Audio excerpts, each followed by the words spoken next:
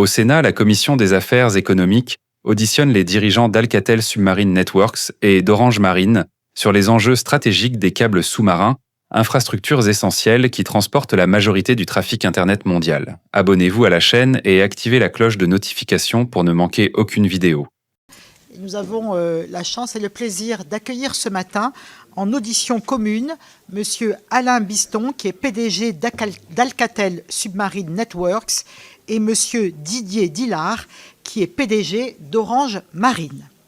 Donc, nous sommes très heureux. Ils vont avec nous évoquer un sujet qui est celui de la question des câbles sous-marins de télécommunication.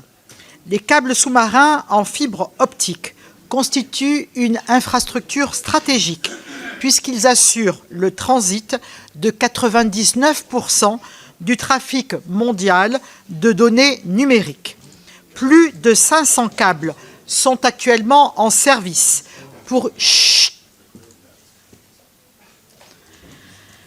une longueur cumulée de 1,3 million de kilomètres, soit 33 fois le tour de la Terre. 10 000 milliards de dollars de transactions financières transiteraient chaque jour par ces câbles. La France, en raison de sa position géographique, constitue un carrefour de ce réseau mondial. 6 câbles transatlantiques reliant l'Europe aux États-Unis arrivent sur les côtes de notre pays. À Marseille, 18 lignes arrivent de l'Asie, du Moyen-Orient et de l'Afrique, ou partent vers ces destinations, ce qui en fait le 9e hub numérique mondial, juste après New York, mais devant Hong Kong. Héritière de la Submarine Telegraph Company, créée en 1858, Alcatel Submarine Networks, ASN, était une filiale d'Alcatel, puis d'Alcatel-Lucent, jusqu'à son rachat par le groupe finlandais Nokia en 2016.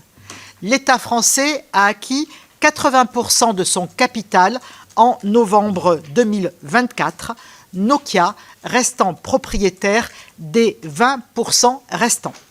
Seul fabricant européen de câbles sous-marins télécom en fibre optique, ASN détient environ un tiers de ce marché mondial, aux côtés de l'américain Subcom et du japonais NEC. Présente en Norvège, au Royaume-Uni et en France, l'entreprise conçoit et fabrique des câbles sous-marins transocéaniques et régionaux, en particulier dans son usine de 160 000 m² de Calais. Elle les installe et les entretient également grâce à sa flotte de 7 navires de pose et de maintenance opérés par Louis Dreyfus Armateur. ASN a ainsi contribué à la pose de plus de 650 000 km de câbles sous-marins dans le monde. Elle est aussi en activité depuis le milieu du XIXe siècle et l'apparition du télégraphe, la branche des câbles sous-marins du ministère des Postes et Télécommunications, qui est devenue une filiale à 100% du groupe Orange en 1999 sous le nom d'Orange Marine. Dotée de 7 navires, l'entreprise est spécialisée dans la pose et la réparation de câbles sous-marins télécom en fibre optique. Elle en a installé 288 000 km dans tous les océans. À noter également qu'Orange, en tant qu'opérateur télécom, exploite plus de 450 000 km de câbles sous-marins connectant tous les continents. Les navires câbliers de vos deux entreprises, messieurs, ont été intégrés par un décret de 2017 à la flotte à caractère stratégique définie par le Code de la Défense. Grâce à eux, la France dispose de plus du quart de la flotte mondiale de ce type de navire.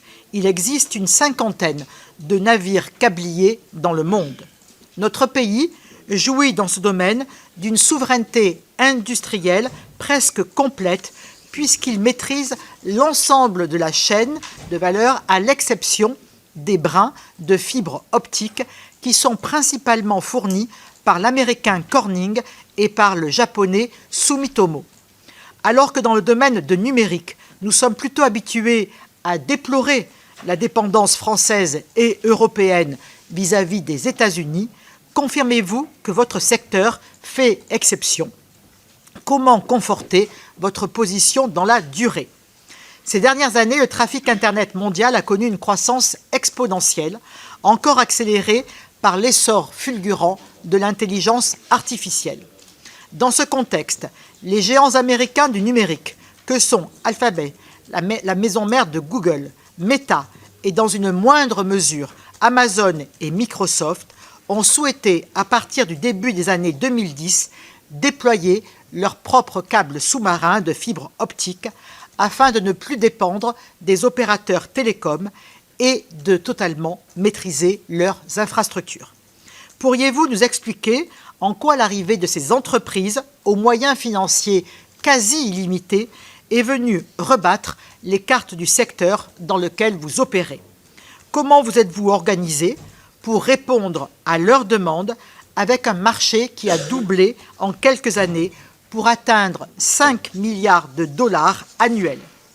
Alors que les projets de câbles étaient historiquement portés par des consortiums d'opérateurs télécoms, est-il encore possible aujourd'hui de déployer des câbles sous-marins sans les GAFAM?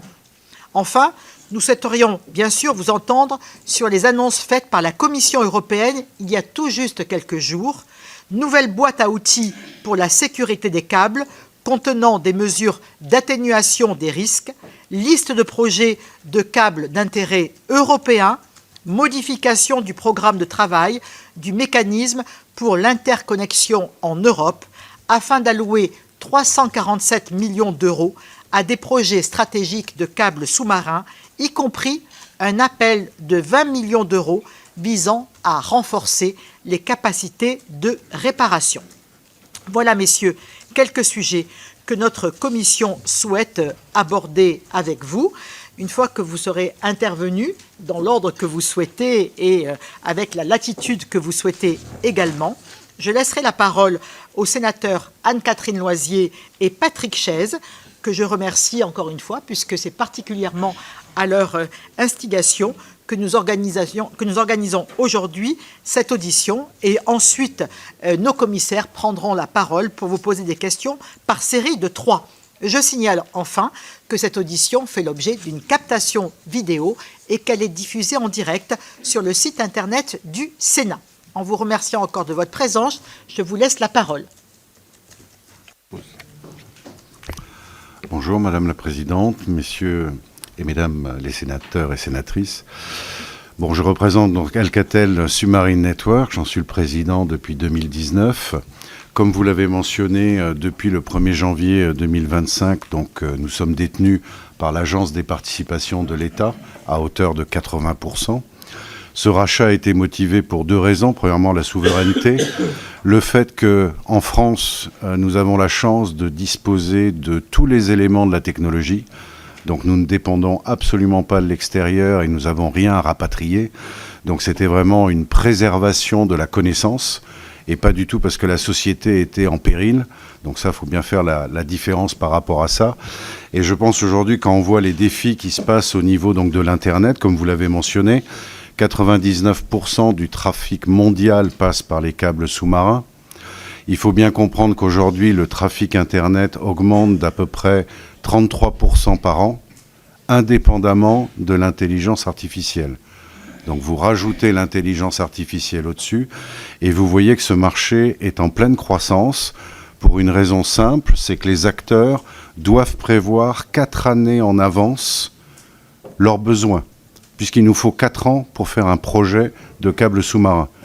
Donc aujourd'hui, ce que vous voyez, c'est leur prédiction du trafic dans les 4 années qui viennent. Très compliqué au niveau de l'intelligence artificielle. Aujourd'hui, personne ne sait prédire quelle est l'augmentation qu'on va avoir, parce qu'il faut bien comprendre que leur besoin, c'est la connexion des data centers. Et aujourd'hui, ce qui se passe, c'est que quand vous prenez les data centers, le point particulier, c'est le coût de l'énergie. Et le coût de l'énergie, il est moindre plus vous montez au nord et plus vous descendez au sud. Conclusion, ils veulent mettre des data centers dans des pays comme la Norvège, comme la Nouvelle-Zélande, qui ne sont absolument pas desservis par ce qu'on appelle, nous, les autoroutes de l'information. Donc conclusion, ça fait encore de nouveaux projets qui viennent sur la table pour connecter ces pays aux autoroutes de l'information. Donc comme vous l'avez mentionné, le marché augmente, mais il augmente bien plus, si je puis me permettre, que ce que vous avez mentionné, étant donné que ce que l'on voit depuis maintenant à peu près 18 mois, c'est un marché glissant sur les 2 années à venir de 20 milliards de dollars, qui a énormément augmenté depuis l'intelligence artificielle et bien entendu de façon prépondérante par les GAFAM. Aujourd'hui, il faut comprendre que sur l'ensemble des câbles en prévision, 70% seront financés par les GAFAM. Donc nous avons décidé, en tant qu'Alcatel Submarine Networks, de conserver une part de notre capacité pour les opérateurs. Ce qui nous différencie sur le marché. Nous avons décidé de ne pas être 100% GAFAM, mais de garder une partie de notre capacité pour un certain nombre donc d'opérateurs, dont Orange évidemment, mais en même temps nous venons juste de gagner pour la première fois de notre histoire NTT du Japon. Donc on a aussi gagné T-Scale donc d'Italie. Donc vous voyez, on garde aussi une part de notre capacité pour les opérateurs pour éviter justement que ça soit complètement mis, je dirais, la main mise par les sociétés GAFAM. La chance qu'on a à Alcatel Alcatel Submarine Networks, c'est que nous faisons l'ensemble du portefeuille produit. Donc nous commençons, je dirais, tout ce qui est les études en amont. Nous avons toute la recherche et développement qui est basée sur notre site des Ulysses. Nous avons aussi la réalisation complète, comme vous l'avez mentionné, à part la fibre. Tout le reste, nous prenons des matières premières et nous faisons absolument tout sur le câble. Donc nous maîtrisons totalement la technologie. Nous avons notre usine à Calais et à Greenwich à Londres pour tout ce qui est l'électronique. Et nous avons nos bateaux qui nous permettent donc de poser nos câbles et après de faire ce qu'on appelle la maintenance des câbles sous-marins. Aujourd'hui, nous maintenons à peu près 350 000 km de câbles à travers le monde. Et nous avons, si vous ne le savez pas, les zones de maintenance. Il y en a plusieurs. Donc mon ami Didier en a quelques-unes. Nous en avons quelques-unes. Donc ça nous permet justement d'avoir, je dirais, une industrie particulière puisque les 3 acteurs que sont Subcom, NEC et ASN que vous avez mentionné, se sont mis d'accord il y a bien longtemps sur ce qu'on appelle un joint universel qui permet à chacun de réparer les câbles des autres. Donc en fin de compte, chacune des sociétés a cet appareil particulier et donc on peut avoir une société qui gère une zone géographique. Donc pour exemple, nous sommes dans l'Atlantique, nous sommes dans le Pacifique Nord et le Pacifique Sud. Pacifique Sud, nous sommes tout seuls et nous réparons les câbles de tout le monde. Grâce justement à cet accord qui a été fait dans cette industrie d'avoir un joint universel. Voilà, donc ça vous donne un petit peu toutes nos activités.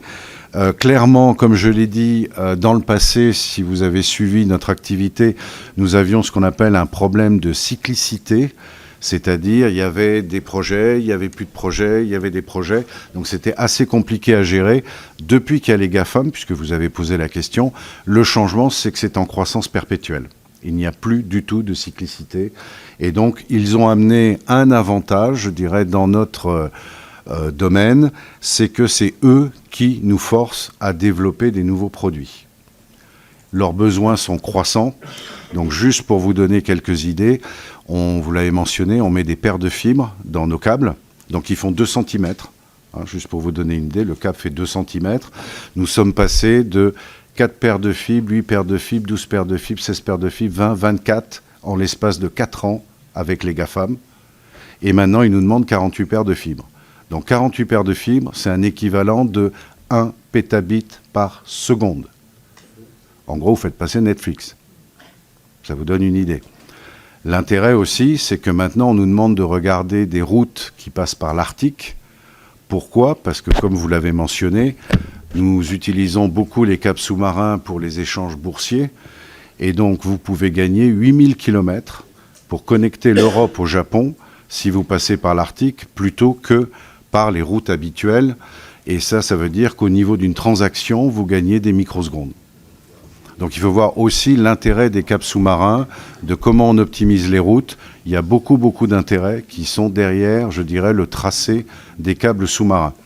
Et le dernier point, avant que je passe ma parole à Didier, c'est, vous avez aussi parlé quel problème on pouvait avoir. Alors il faut savoir, je vais juste vous donner une idée, le plus grand câble aujourd'hui au monde, c'est ce qu'on appelle Tout Africa, que nous sommes en train de terminer pour Meta, qui fait 45 000 km de long, à lui tout seul.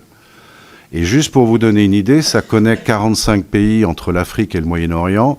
Il nous a fallu déposer 462 permis. Donc c'est vraiment l'élément majeur pour nous, avec toutes les législations qu'il y a. Vous avez les eaux territoriales, vous avez la plage, vous avez les IIZ. Donc vous imaginez juste, c'est ça qui fait le délai du projet.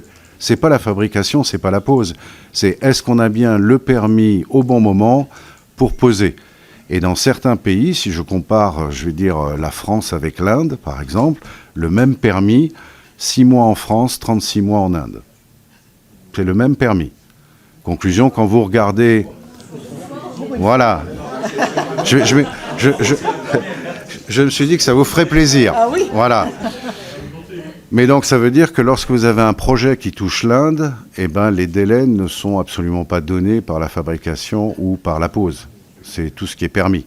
Donc, pour nous, ça, c'est un vrai problème, parce qu'il n'y a pas d'harmonisation mondiale du tout sur les permis. Et je dirais, même, par exemple, un point particulier pour l'Europe, c'est tous les deux, on fait de la maintenance. Eh ben, si vous avez un câble à réparer que nous, on considère que c'est une urgence, eh ben, il faut demander un permis. Et vous demandez le permis dans le pays qui a la coupure en face. C'est pas le même process. Donc des fois, on vous dit, il faut attendre 3 mois pour avoir le permis, alors que vous êtes censé réparer le câble. Donc on voit bien que le permis est quand même un vrai sujet qu'on a déjà aussi remonté à la Commission européenne, puisqu'on pense que c'est un frein. Alors, je pense qu'il y a une autonomie des pays dans leurs décisions pour les nouveaux câbles. Par contre, je pense qu'il faudrait avoir un guichet unique dans le cadre de la maintenance pour qu'on puisse réparer beaucoup plus rapidement et qu'on ne soit pas soumis à un certain nombre d'attentes qui, des fois, peuvent aller extrêmement longtemps. Et le dernier point, je dirais, c'est la situation géopolitique. Nous sommes une société qui est très soumise à la géopolitique. Pourquoi ? Parce que si vous regardez aujourd'hui, je ne peux pas poser de câble en mer Rouge. Donc ça bloque les projets. Je ne peux pas franchement aller en mer Noire, c'est quand même assez déconseillé. Mer de Chine, c'est un petit peu compliqué pour avoir les permis parce qu'il faut plutôt être chinois. Donc on voit bien que partout où il y a des zones de conflit, il y a un impact sur la réalisation de nos projets. Donc je dirais pour nous, c'est un petit peu les deux sujets, la notion de permis et la notion donc géopolitique associée, puisque quand vous avez un projet de 5 ans et que vous prenez une décision sur un projet au début, en 5 ans, il y a beaucoup de choses qui changent d'un point de vue géopolitique, qui sont dures à prévoir en termes de, je dirais, société. Quelles sont les bonnes décisions à prendre pour les 5 années à venir ? Voilà, ce sera mon résumé. Je te passe la parole, Didier. Merci, Alain. Madame la Présidente, Mesdames et Messieurs les sénateurs, je vais vous compléter un petit peu ce qu'a dit la Présidente dans son introduction pour présenter notre entreprise. Donc, Orange Marine, filiale à 100% d'Orange, mais en fait, nous sommes les héritiers de l'exploitant de la flotte de navires câbliers de l'État français. Depuis le 19e siècle, la France a une flotte de navires câbliers qui a posé des câbles principalement aux alentours de la France, mais pas seulement. C'est une flotte au long cours. Et cette flotte existe toujours et elle se porte bien. Et non seulement nous avons la flotte française avec 3 navires à pavillon français, mais nous avons aussi fait l'acquisition, il y a quelques années, de la flotte italienne de navires câbliers. Et donc, à cette flotte française s'ajoutent 2 navires câbliers italiens. Et puis, un navire câblier que nous avons positionné en Afrique du Sud, qui assure la maintenance de toute la moitié sud de l'Afrique. Donc, vous imaginez que c'est une très large zone qui couvre, évidemment, pour la France, Réunion, Mayotte, mais évidemment pas seulement. Donc notre activité, vous l'avez compris, est une activité qui est par essence internationale, qui est mondiale. Et on ne peut pas faire de câble sous-marin sans penser au-delà de nos frontières. Et nous sommes fiers d'être un acteur qui a une empreinte mondiale, puisque nos navires interviennent partout dans le monde. En fait, on fait partie des 4 ou 5 armateurs de navires câbliers au monde qui ont une telle empreinte mondiale. Les autres armateurs de navires câbliers, il y en a une douzaine au monde. Donc sur la douzaine qui existe au monde, vous en avez 4 ou 5 qui ont une empreinte mondiale, dont ASN, mais aussi Orange Marine. Vous avez les Américains, les Anglais, et les autres ont plutôt une empreinte régionale. Cette activité, ce qu'il faut bien aussi avoir en tête, c'est que c'est une activité qui est totalement commerciale. Elle est aujourd'hui totalement commerciale. Ce n'était pas le cas il y a 30 ans. Aujourd'hui, tous les câbles sous-marins sont le résultat d'investissements privés, sauf quelques rares exceptions, des investissements privés qui donnent lieu à appel d'offres, qui donnent lieu à concurrence. Donc notre marché est concurrentiel et nos concurrents sont étrangers. Donc pour nous, Madame la Présidente, vous parliez de conforter dans la durée. Pour moi, la façon de conforter dans la durée, c'est de rester concurrentiel sur ce marché mondial. C'est évident. Les règles du jeu, elles nous sont imposées et ce sont des règles commerciales. Ce que je peux vous dire aussi, c'est que sur ce marché mondial concurrentiel, donc la partie d'Orange Marine, c'est la pose, la réparation des câbles sous-marins. Dans les deux cas, nous sommes soumis à cette concurrence. Notre challenge, c'est pour nous, en particulier, de maintenir les navires à pavillon français. C'est une volonté que nous avons. Nous avons nos 3 navires à pavillon français. Nous souhaitons le faire. Donc, évidemment, là, nous avons des points communs avec l'ensemble des armateurs du secteur marchand français. C'est toute mesure qui permet de ne pas être pénalisé par rapport à nos concurrents est la bienvenue, que ce soit en matière de coût du personnel marin. Nous allons au-delà de minimum légal pour les pavillons internationaux français. Dans nos marins français, nous avons plus de la moitié de notre personnel sur nos navires à pavillon français qui sont de nationalité française, alors que le pavillon international permet d'avoir 35%, voire moins, de Français. Donc nous essayons d'aller au-delà de cette marge. C'est un défi. C'est un défi pour nous de pouvoir continuer à le faire. Nous souhaitons le faire. L'autre point majeur qui est important, je pense, en matière de positionnement de la France, donc la France, le pays numéro 1 en matière de pavillon français des navires câbliers, grâce à nos entreprises. Nous avons aussi en France des entrepôts de câbles sous-marins qui servent aux réparations de câbles sous-marins. Et donc, quand vous devez réparer un câble sous-marin, vous avez nécessairement besoin d'avoir avec vous des réserves de câbles, plusieurs kilomètres, plusieurs dizaines de kilomètres de câbles pour une réparation, ça peut arriver. Et c'est aujourd'hui, grâce à Orange Marine et puis à ASN au nord de la France, nous avons plusieurs entrepôts en France, ce qui est rare, ce qui n'est pas le cas des autres pays européens. Vous n'avez aucun entrepôt en Allemagne, vous n'avez aucun... vous avez un entrepôt en Italie qui est celui que nous dirigeons, voilà, qui est à Catane. Les nôtres sont à Brest et à la Seine-sur-Mer. Nous sommes comme la Marine nationale. Nous avons nos 2 bases, une en Bretagne et une dans le sud de la France.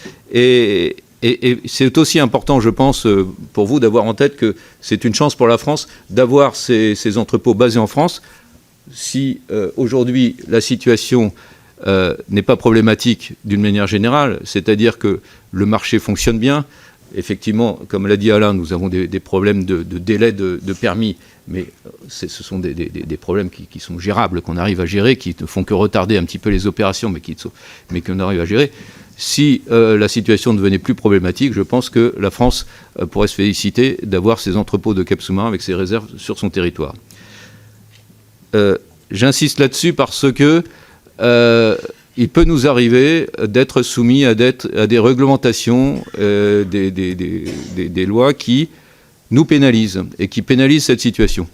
Il y en a une qui est une réglementation européenne sur les émissions carbone qui a été conçue pour la marine marchande et pour la marine de transport de passagers et de marchandises, totalement adaptée à ce secteur d'activité, puisqu'elle s'applique à tous les navires, qu'ils soient pavillon européen ou pavillon non européen, de la même façon, alors que quand on applique cette même règle aux navires câbliers, eh bien, ça pénalise les navires câbliers basés en Europe et les entrepôts basés en Europe. Pourquoi ? Parce que le coût de ces émissions carbone est dû suivant le port de départ ou d'arrivée du navire en question. Donc, quand nous allons partir de notre base européenne pour aller réparer un câble, même au milieu de l'Atlantique, et que nous reviendrons dans notre base européenne, nous serons pénalisés. Nos amis anglais en face de la Manche partiront de l'Angleterre, iront faire la même réparation au milieu de l'Atlantique, reviendront en Angleterre, ne seront pas pénalisés, n'auront pas à payer des émissions carbone. Donc nous essayons de demander à la Commission européenne de suspendre l'application de cette règle pour les navires câbliers, pour les navires offshore, parce qu'elle n'est simplement pas adaptée à notre activité. À ce stade, nous n'avons pas réussi à avoir gain de cause, mais j'espère que cela pourra changer dans les prochains mois, d'autant plus que un des arguments de la Commission européenne était de dire qu'il y aurait une réglementation mondiale au niveau de l'Organisation maritime internationale qui gommerait toute cette distorsion de concurrence. Et peut-être que certains d'entre vous ont suivi qu'il y a la dernière réunion de l'Organisation mondiale internationale maritime a donné lieu à un échec, puisque les Américains ont mis leur veto à l'application d'une règle mondiale un peu de taxe carbone, enfin d'émissions, d'achat de certificats carbone, suivant qui est en phase avec la position politique de l'administration américaine depuis la dernière année. Voilà. Donc, nous sommes face à ce genre de problématiques ponctuelles. De temps en temps, nous pouvons être pénalisés par rapport à nos concurrents non européens, non français, à cause de réglementations mal adaptées à notre activité. Notre activité étant très spécifique. Elle est très spécifique, notre activité. Il y a très peu de choses qui ressemblent, et donc on peut être soumis à ce genre de choses. Quelques mots sur les GAFAM que vous avez évoqués. Comme l'a dit Alain, le principal impact des GAFAM dans notre activité, c'est l'augmentation des investissements dans les câbles sous-marins. C'est une nouvelle vague d'investissements qui s'ajoute aux investissements des opérateurs, et qui non seulement s'ajoute, mais est supérieur aux investissements des opérateurs. Nous faisons en sorte que cela nous donne plus de travail. Je pense que c'est la même chose pour ASN et Orange Marine. Et donc, au strict point de vue de notre activité, nous ne pouvons pas nous en plaindre, puisque grâce à ça, eh bien, on peut estimer que nos navires seront plus occupés, et que ce soit côté pause ou côté maintenance, puisque tous les investissements d'aujourd'hui donnent lieu à 25 années de maintenance pour le futur. Et c'est évidemment grâce à ce marché favorable, par exemple, que nous avons pu décider de renouveler 2 navires de notre flotte de maintenance, puisque nous sommes confiants que dans les 25 ans qui viennent, il y aura toujours énormément de câbles à réparer, et c'est en partie grâce à l'investissement des GAFAM. Après, effectivement, ça pose d'autres problèmes du côté opérateur, mais ça, on pourra répondre à vos questions si vous le souhaitez. Peut-être le dernier point, avant de vous laisser la parole pour vos questions, c'est que nous nous félicitons de l'initiative européenne de subventionner des nouveaux projets de câbles sous-marins. Il est clair que la résilience d'un réseau de câbles sous-marins tient d'abord à la redondance de ce réseau. Là, je prends un petit peu la casquette d'opérateur télécom. Un opérateur télécom comme Orange, dans son réseau de câbles sous-marins, est capable, en cas de coupure d'un câble, de rerouter la totalité d'un câble sous-marin, du trafic du câble en question, sur d'autres câbles sous-marins. Donc cette redondance est très importante. Et donc, par contre, vous vous doutez bien que investir pour de la capacité de réserve qui n'est pas 100% du temps utilisée, ça a un coût. Et donc, il est très sain pour l'intérêt général, je dirais, pour l'intérêt général d'avoir des réseaux résilients, qu'il y ait des subventions complémentaires, comme la Commission européenne a décidé de le faire et a continué de le faire. Voilà. Donc en gros, il y a d'autres décisions qui ont été prises par la Commission qui, dans ce domaine spécifique des câbles sous-marins, pour nous paraît aller dans le bon sens. Ce dont je vous parlais tout à l'heure, les émissions carbone, c'était évidemment une autre commission, une autre direction de la Commission qui n'était pas très sensibilisée par le secteur des télécommunications. Je vous remercie. Merci beaucoup, messieurs, déjà pour ces premières interventions absolument, je veux dire, époustouflantes.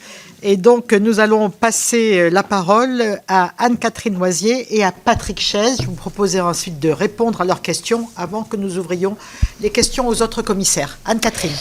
Merci beaucoup, Madame la Présidente et Messieurs. Merci de nous faire plonger dans un univers qui finalement est peu connu. On connaît les connexions, le spatial, on connaît bien le terrestre, mais le sous-marin, finalement, on le connaît très peu.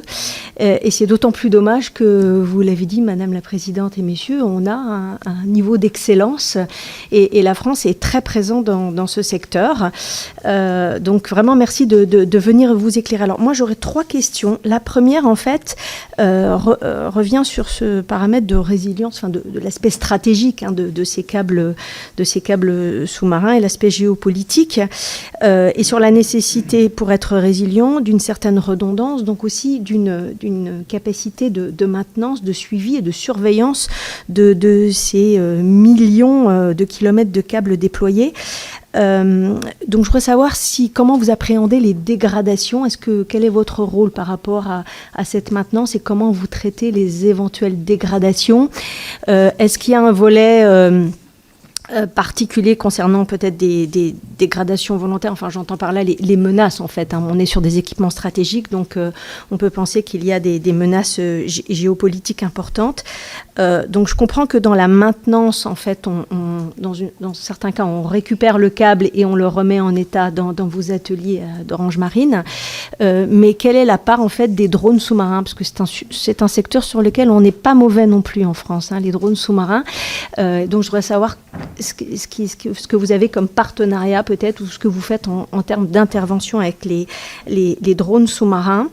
Peut-être plutôt à Monsieur Bisson sur le déploiement. Est-ce que vous pourriez nous en dire plus sur en fait le coût des déploiements? Est-ce qu'il y a un coût moyen en kilomètres? J'imagine que ça dépend de la nature des fonds marins, mais du coup voilà, quel est le modèle économique en fait? Est-ce qu'il y a finalement, est-ce que vous faites beaucoup de marge dans vos industries, c'est un sujet actuel, ou est-ce que l'enjeu stratégique et l'enjeu technologique prend le pas? Et puis pour Orange Marine, donc vous nous avez dit, monsieur, que vous investissiez dans de nouveaux navires câbliers plus modernes, parce que je pense qu'il y a un vrai enjeu aussi d'innovation, et que vous en avez commandé 2, dont la livraison est attendue en 2028 et 2029. Mais apparemment, vous avez fait appel à un chantier naval sri-lankais. Donc, ça nous interpelle un petit peu.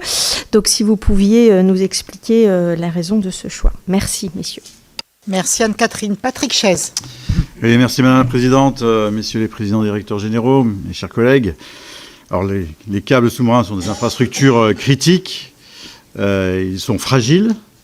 Ils sont soumis aux aléas géologiques, les séismes, les éruptions volcaniques, aux accidents d'origine anthropique, les ancres de navires, les filets de pêche, mais également au sabotage et aux opérations d'espionnage. Le Comité international de protection des câbles a recensé 199 défauts par an en moyenne entre 2010 et 2023, soit 4 par semaine, avec une tendance plutôt stable ces dernières années. Dans le contexte de la guerre en Ukraine et des conflits au Moyen-Orient, des cas d'actes malveillants à l'encontre de ces câbles ont notamment été évoqués en mer Baltique ou en mer Rouge. Comment vous adaptez-vous à cette nouvelle donne géopolitique qui peut faire de ces infrastructures la cible de guerres hybrides? Êtes-vous en mesure de réparer très rapidement? Vous nous avez déjà donc évoqué les problèmes plutôt administratifs de ces câbles sous-marins qui feraient l'objet d'actes malveillants. Un sabotage de grande ampleur avec plusieurs coupures bien placées, j'allais dire, vous paraît-elle un scénario envisageable et quelles seraient ses conséquences? Comment, plus globalement, améliorer la résilience du réseau des câbles sous-marins qui relie notre pays au reste du monde? Je souhaiterais également savoir comment vous gérez certaines contraintes géopolitiques sensibles. Est-ce que vous êtes amené à travailler sur des câbles reliant la Chine ou bien avec des opérateurs chinois tels que Huawei? Devez-vous vous conforter à des interdictions américaines, par exemple, s'agissant du Venezuela ou de Cuba? Et puis, vous n'avez pas répondu à la question de la présidence sur les récentes annonces de la Commission européenne. Donc, j'aimerais aussi que vous puissiez nous en parler. Merci.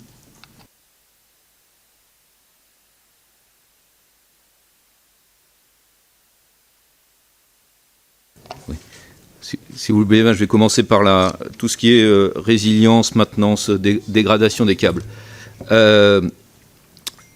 Effectivement, Orange Marine et ASN, nous avons tous les deux une activité de maintenance des câbles. Cette activité, elle consiste en quoi? Elle consiste à maintenir opérationnels des navires câbliers dans des bases marines, prêts à intervenir sous 24 heures en cas de défaut.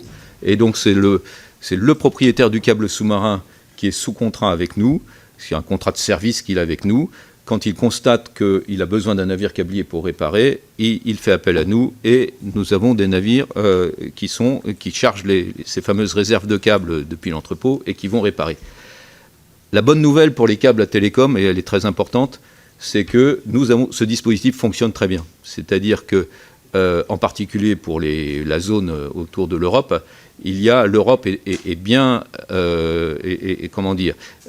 équipée en navires de maintenance, puisque non seulement vous avez un navire qui est à Calais, le tien, à Brest, la Seine-sur-Mer, un navire italien à Catane, et puis aussi un navire anglais qui est en Angleterre, qui est susceptible de réparer tous ces câbles par rapport à d'autres parties du monde. Donc on est bien équipé et ça marche bien.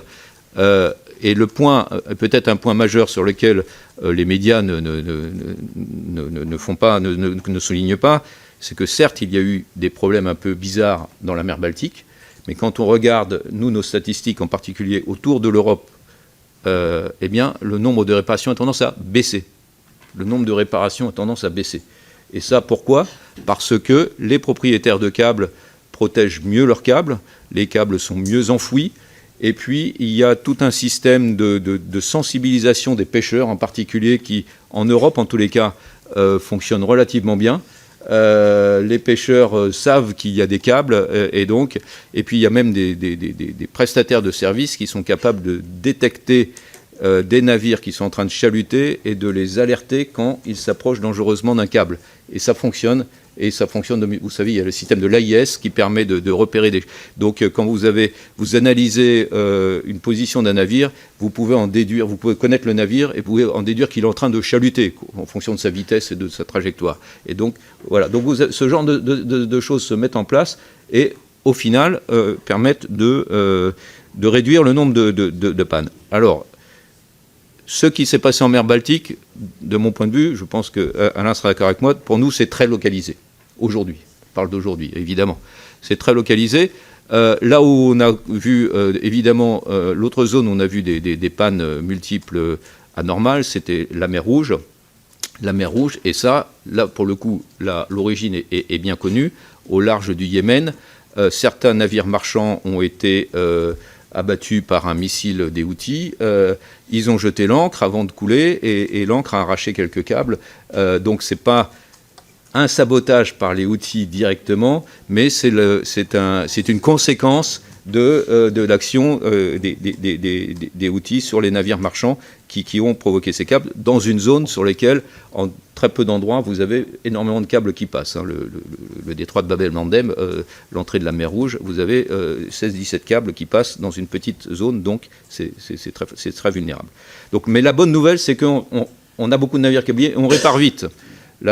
Et ça, c'est une différence entre les les câbles sous-marins télécom à fibre optique et les câbles d'énergie sous-marins. Un câble télécom à fibre optique se répare vite. En quelques jours, une fois qu'on est sur place, en quelques jours, on a réparé le câble. Et donc, c'est pour ça que tout ce qui s'est passé en mer Baltique, même si c'était un peu anormal, à ma connaissance, il n'y a pas eu d'impact majeur pour les télécoms. Il y avait de la redondance de réseau, et puis ils ont été réparés. Ils ont été réparés assez vite, ces câbles. Et donc, c'est vraiment la bonne nouvelle des câbles télécoms par rapport aux câbles d'énergie qui sont beaucoup plus compliqués à réparer et beaucoup plus coûteux. Et pour lesquels n'existe pas ce système de maintenance avec des navires prêts à intervenir au coup de sifflet comme il existe pour nous. La surveillance des câbles sous-marins, c'est le travail d'abord des propriétaires de câbles sous-marins.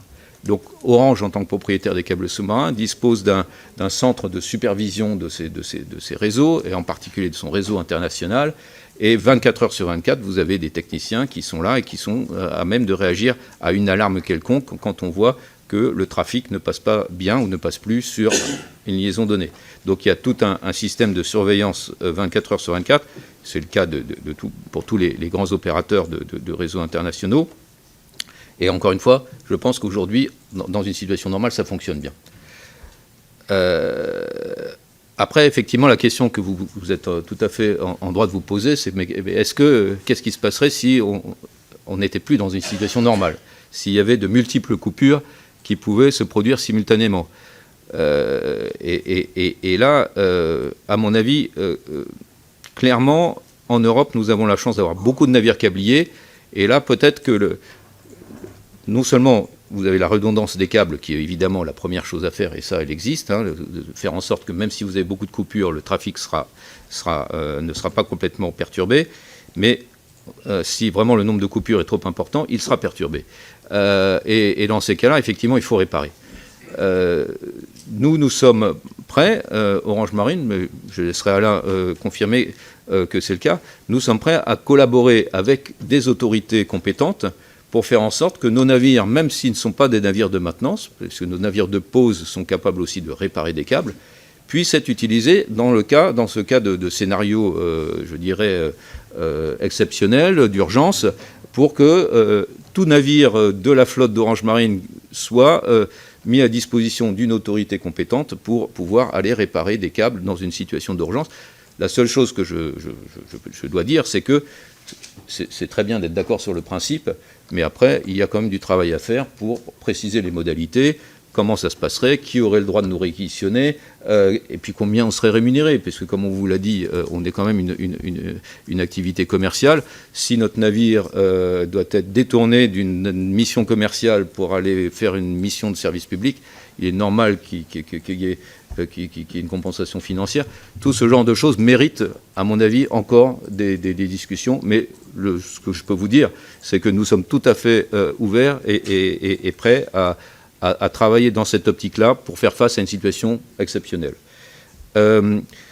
Juste, vous avez parlé des drones sous-marins.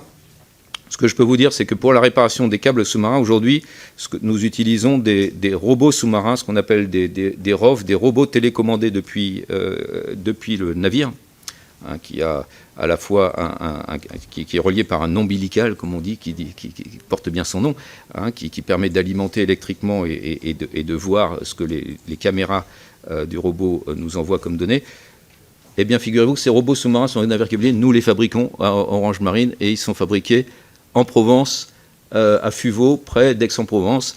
Et donc, c'est une petite équipe qui a maintenu de passionnés, qui a maintenu ce savoir-faire. Et donc, ces robots de câbles sous-marins sont de plus en plus utilisés pour les réparations même. Pas nécessairement pour la surveillance des câbles, mais quand on va réparer, on commence par envoyer le robot trouve le défaut, peut couper le câble, on sait couper des câbles, et peut amener à faire en sorte que le défaut soit réparé à bord du navire, beaucoup plus vite. Nos robots peuvent aller jusqu'à 2000 mètres, voire plus de fond, mais en fait, la grande majorité des défauts sont par quelques centaines de mètres de fond, parce que la grande majorité des défauts, comme on l'a dit, c'est quand même des origines humaines, chalutage, ancre de navire, et statistiquement, on trouve beaucoup plus de défauts par petit fond. C'est pour ça que là, nos robots sont adaptés. De temps en temps, on doit aller aussi réparer des câbles par 5000 mètres de fond. Ça arrive, et ça, on sait faire. On n'a pas besoin d'envoyer le robot, mais avec des grappins qui coupent et qui relèvent le câble, on sait réparer des câbles par 5000 mètres de fond ou 6000 mètres de fond. On remonte à bord. Voilà. Exactement. Ça prend du temps, hein.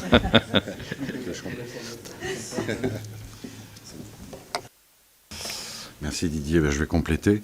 Donc ce qu'il faut comprendre, c'est que ce que font les opérateurs, en parlant de résilience, c'est qu'ils regardent les différentes routes d'information et ils essayent d'avoir au minimum entre 3 à 5 câbles sur le même chemin. Ce qui leur permet, lors d'une coupure, de basculer le trafic. Ils font des échanges, c'est-à-dire vous pouvez avoir un câble d'un opérateur X, un câble d'un opérateur Y, et ils s'échangent, en fin de compte, 2 paires de fibres.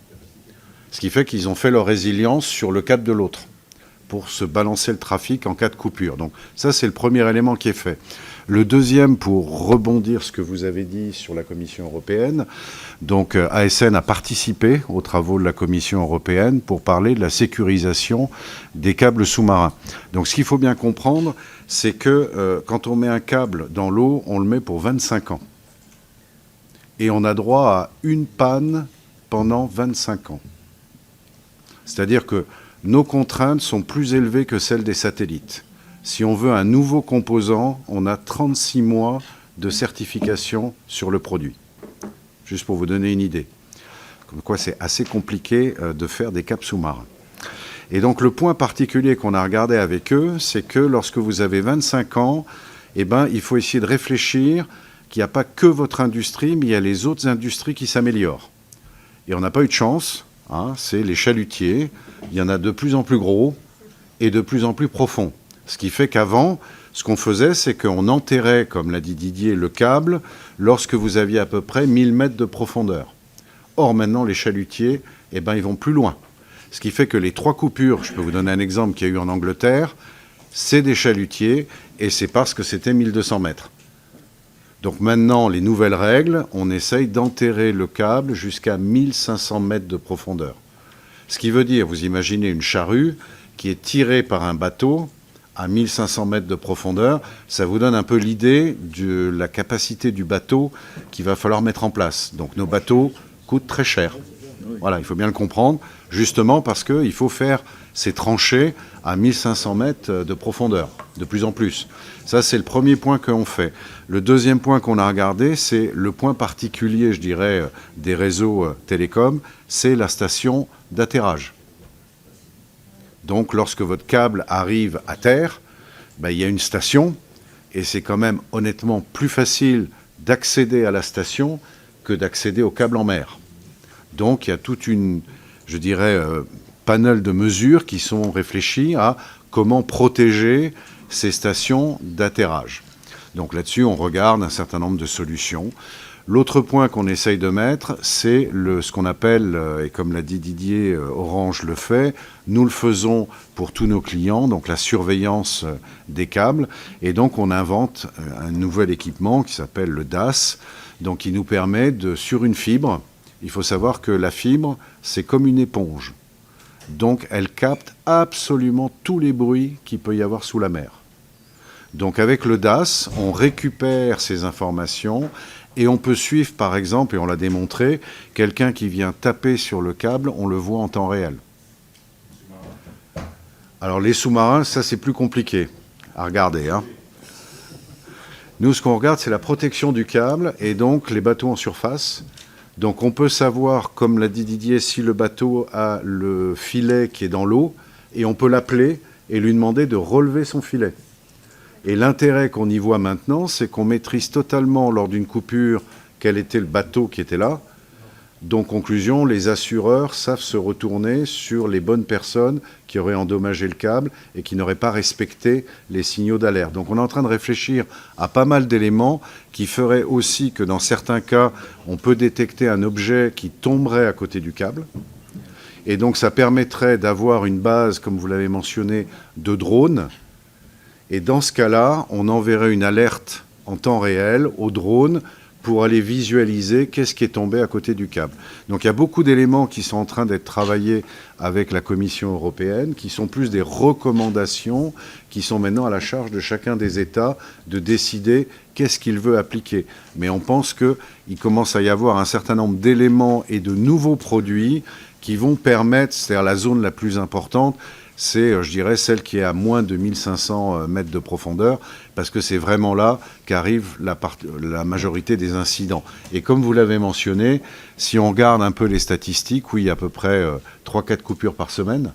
La majorité sont quand même tout ce qui est les ancres de bateaux et les filets de pêcheurs, plus quelques éléments, on va dire, naturels, comme le volcan de Tonga, qui avait bien détruit le câble. Donc quand les îles n'ont qu'un seul câble, évidemment, ça devient très problématique en termes de réparation. Mais ça vous donne tout ce qui est en train d'être mis en place et en train d'être réfléchi. Et il faut voir que quand on dit qu'un DAS est capable de réellement savoir ce qui se passe sous l'eau, je vais juste vous donner un exemple, puisque nous, on le fait avec notre équipe de Norvège. On l'a mis sur un câble qui fait juste la Manche, entre l'Angleterre, et on a réussi à détecter un tremblement de terre de 0,1 sur l'échelle de Richter à 32 km du câble, juste en écoutant la fibre du câble. Donc on voit bien que ça ouvre un certain nombre de perspectives pour justement travailler sur la protection et la résilience des câbles. Alors maintenant, vous m'avez posé une question un peu plus compliquée. Quel est le coût de déploiement? Alors je vais vous répondre un peu normand. Ça varie. Voilà. Pourquoi? Parce que il faut comprendre que sur un projet donné, le bateau, il va d'abord faire du transit. Donc là, il n'a pas d'activité, mais bon, il coûte quand même pour arriver au bon endroit. Le deuxième point, c'est soit vous utilisez la charrue pour enfouir le câble et vous faites à peu près 30 km par jour. Au moins même. Voilà, des fois moins. Et puis, si vous êtes en grand fond, nous, on dépose les câbles jusqu'à 8000 mètres de profondeur, ben là, vous pouvez faire 120 km dans la journée. Donc, on voit bien que le taux d'utilisation du bateau et son activité impactent, je dirais, le coût du déploiement. Donc, il y a ce qu'on appelle des routes faciles. Donc, on va prendre un transatlantique, un transpacifique. Il y a toute une période en grand fond où vous allez extrêmement vite. Par contre, si vous faites concrètement un Singapour-Marseille, bah, c'est plus compliqué parce que la mer Rouge, c'est plus compliqué. Vous devez passer par le canal de Suez. La Méditerranée, il y a des eaux disputées, donc c'est très compliqué. Donc on voit bien qu'à chaque fois, je dirais, le coût est dépendant du trajet du projet. Les plus faciles, c'est quand même ce qu'on appelle les transpacifiques et les transatlantiques. Voilà. Mais ça n'empêche qu'un transpacifique, je dirais, c'est de l'ordre de 600 millions. Donc c'est pour ça qu'il y a quand même peu de gens qui peuvent se permettre de se payer des câbles sous-marins. Donc, oui, la question du chantier Sri Lanka, elle est très simple. Comme je vous l'ai dit, nous sommes soumis à une concurrence mondiale. C'est un marché mondial. Nous avons plus de 90% de notre chiffre d'affaires qui vient d'hors de France. Je ne sais pas s'il y a beaucoup d'entreprises comme ça en France. Et donc, avec des concurrents, certains sont chinois. D'ailleurs, entre parenthèses, j'ai entendu dire qu'il y avait un navire chinois qui allait bientôt venir poser un câble en Méditerranée, alors qu'on aurait été heureux de faire le travail. Notre volonté, elle est claire, elle est simple, c'est d'être présent et de maintenir notre position de premier plan mondial. Nous avons donc la première chose à faire quand on avait des navires qui vieillissent, c'est remplacer les navires. Nous avons décidé, et ce n'est pas le cas de tous les armateurs de navires câbliers, de remplacer nos navires par des navires neufs, parce que c'est ça qui donne qui nous positionne pour le plus longtemps, à plus long terme. Un navire neuf, grâce à un navire neuf, on aura du travail pour nos marins encore pendant 40 ans. Un navire, ça a une durée de vie de 40 ans. C'est quelque chose qui est aussi une décision difficile. Et quand pour choisir un chantier naval, quand nous avons décidé de remplacer des navires, qu'est-ce que nous faisons? Nous faisons un appel d'offres mondial. Nous sommes une activité sur un marché mondial avec des concurrents mondiaux. Nous ne pouvons pas nous permettre de nous fixer des contraintes que nos concurrents n'ont pas. Et donc nous faisons un appel d'offres mondial, c'est ce que nous avons fait. Nous avons consulté des chantiers partout dans le monde.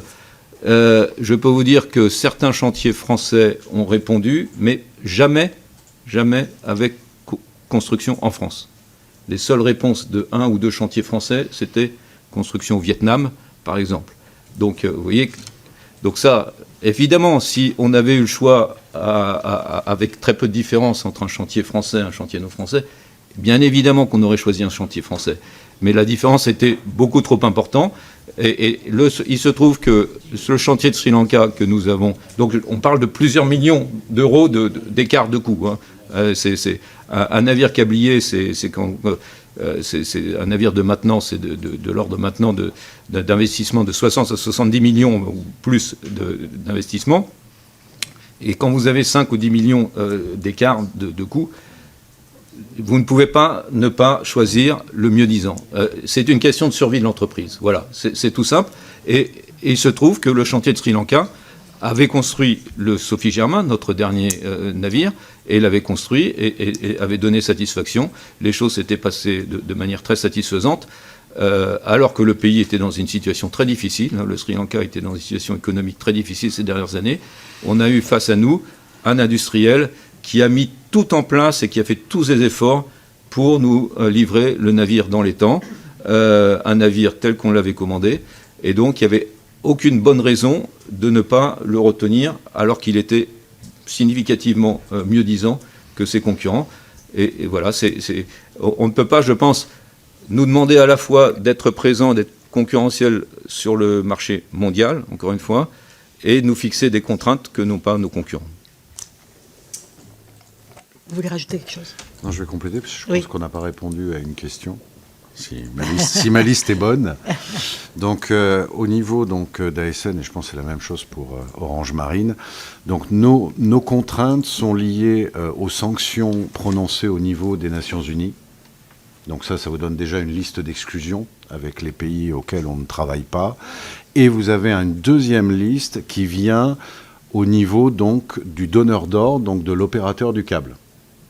Et donc, il s'avère qu'un certain nombre de sociétés américaines nous demandent de ne pas utiliser de bateaux chinois, de ne pas utiliser de composants chinois.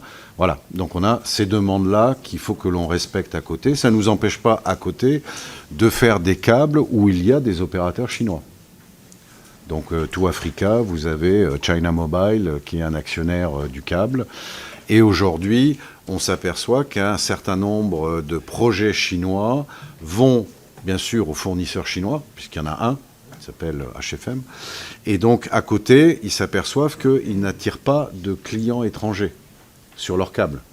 Donc, du coup, ils regardent aussi une conception où les opérateurs chinois prendraient un fournisseur étranger pour, justement, attirer un certain nombre de, je dirais, clients étrangers qui viendraient sur leur câble sous-marin.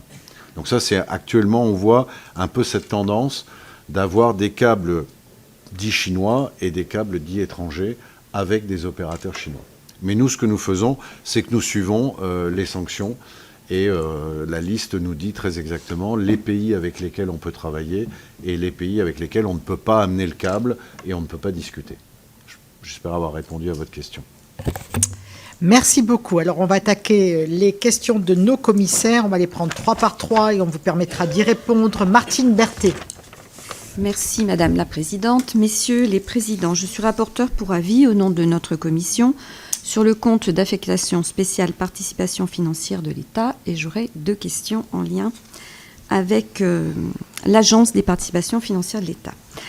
La première s'adresse à vous, Monsieur Biston. Fin 2024, l'État a donc acquis une participation majoritaire dans ASN afin de sécuriser son contrôle sur les infrastructures numériques critiques que sont les câbles sous-marins. Nous l'avons dit, cette opération était absolument nécessaire pour assurer notre souveraineté numérique, car vous êtes le seul acteur européen, effectivement, à disposer des capacités technologiques et industrielles pour à la fois concevoir, fabriquer, installer et entretenir ces câbles. Pouvez-vous nous expliquer, au-delà bien sûr de l'intérêt pour notre souveraineté, l'impact du point de vue du développement et de la croissance d'ASN de disposer d'un actionnariat public, notamment peut-être par rapport au sujet dont nous venons de parler? Ma deuxième question s'adresse à vous deux, messieurs les présidents. L'État est également actionnaire historique d'Orange. Or, vos 2 sociétés sont plutôt en concurrence dans les domaines de la pose et de l'entretien des câbles. Aussi, pouvez-vous nous dire quelles synergies sont prévues par l'État dans le cadre du portefeuille de l'APE, synergies ou éventuellement rapprochement entre vos 2 sociétés sont-ils envisagés? Voilà. Est-il prévu une évolution? Merci Martine. Franck Montaugé. Merci Madame la Présidente. Merci à vous deux pour vos présentations très, très intéressantes. Je voudrais revenir sur le début du propos de M. Biston relatif finalement au modèle économique. Quelles sont les différences de performance technique entre le modèle Starlink et votre modèle, c'est-à-dire la transmission satellitaire et la transmission par fibre optique. Et moi j'ai compris, mais peut-être mal, que effectivement la performance via la fibre optique pouvait être supérieure, peut-être dans certaines conditions, pas toutes. Mais est-ce que c'est la raison pour laquelle vous avez fait le choix stratégique d'une cible opérateur plutôt que GAFAM, comme vous l'avez expliqué dans votre propos? J'ai en tête un exemple parlant. La question en matière de santé des opérations chirurgicales à distance, à très très longue distance. Voilà, ce genre d'activité nécessite-t-elle de passer effectivement plutôt par votre solution technique que par les voies satellitaires? Voilà, parce que par rapport notamment au développement de l'intelligence artificielle, à l'apparition de data centers à peu près partout, vous l'avez évoqué, effectivement ça laisse comprendre qu'il y a un potentiel de développement considérable. Et dernière question, c'est toujours en rapport avec le modèle. Quels sont les principes sans les dévoiler dans le détail, évidemment, quels sont les principes du modèle économique qui est le vôtre? La rémunération, elle se fait par vos clients, elle se fait sur quelle base? Une location, des quantités de données proportionnées à la vitesse, etc. Bon, voilà. Quel est le principe, finalement, de valorisation auprès de vos clients de votre activité? Merci. Merci, Franck. Gérard Lahellec. Merci, Madame la Présidente. Merci, messieurs. Je suis sénateur des Côtes-d'Armor, plus précisément du secteur de Lannion-Pleumeur-Baudou. Ça peut peut-être vous rappeler quelques souvenirs. En tout cas, je veux commencer par vous remercier de m'avoir rappelé au bon souvenir du théorème de Thévenin, qui m'a été grandement utile dans mon activité professionnelle. Et je ne vous cacherai pas que le théorème de Thévenin m'est beaucoup plus familier que la conjecture de Fermat, étant entendu que le Pierre de Fermat est quand même un superbe navire de cette flotte des câbliers. Permettez-moi de vous le dire. Non. Et pour ceux qui voudront, je vous le réciterai par cœur, le théorème de Thévenin. Voilà. Bref, tout ça pour vous dire qu'on a lieu d'être fiers quand même de nos épopées des télécoms, de ce que vous faites. Et je dirais aussi qu'on a lieu d'être fiers de ce qui a été réalisé. Je pense au E10, au E10B d'Alcatel, etc. Premier centraux temporel fonctionnant au monde. Bref, c'était pas si mal. Et les câbles, là aussi, merci de nous faire rêver, parce que vous nous avez convaincus que la mer, qui peut être une frontière infranchissable, devient une voie de communication entre tout le monde. Donc, c'est bien. Donc, on a vécu des glorieuses épopées. Je pense qu'on peut dire que ces glorieuses épopées que nous avons vécues sont derrière nous, mais on le doit quand même à une certaine ambition publique, et permettez-moi d'oser le mot, d'une ambition gaullienne. C'est quand même dans ce contexte-là que ça s'est beaucoup développé. Alors, on ne refera pas l'histoire, mais aujourd'hui, le contexte, je n'ai pas dit que ça pourrait être autrement. Donc, le nombre d'opérateurs diminue aujourd'hui. Je ne reviendrai pas sur la turbulence qui secoue les accords. Voilà. On va se retrouver avec vraisemblablement 4 opérateurs de télécom en France. Le nombre d'équipementiers diminue. Nous n'avons plus que 2 équipementiers de télécom au niveau européen, Nokia et Ericsson. Sachant que Nokia n'a pas fait exactement les promesses, n'a pas réalisé, en tout cas intégralement, les promesses qu'il avait faites au moment du rachat d'Alcatel. On est dans une situation quand même avec un peu d'inconnu. Les maîtres du numérique, ce sont les GAFA à l'heure actuelle. Et enfin, les usages échappent de plus en plus à l'autorité publique. C'est tellement vrai d'ailleurs qu'on est amené à faire du coup par coup au plan institutionnel. Alors, moi, ma question est la suivante, c'est que vraisemblablement, me répondrez-vous qu'on a besoin de tout le monde pour constituer les marchés et que vous ne refusez de répondre à personne. Mais l'ambition publique ne peut pas être seulement de gagner des marchés. Enfin, autant je peux comprendre que ça peut être la vôtre, autant nous ne pouvons pas circonscrire notre ambition, nous, à seulement gagner des marchés. Donc se pose pour nous une question de stratégie. Et enfin, je dis cela parce que je considère que notre rôle ne peut pas être réduit seulement à lever des obstacles réglementaires ou de normes. Nous avons besoin de plus que ça.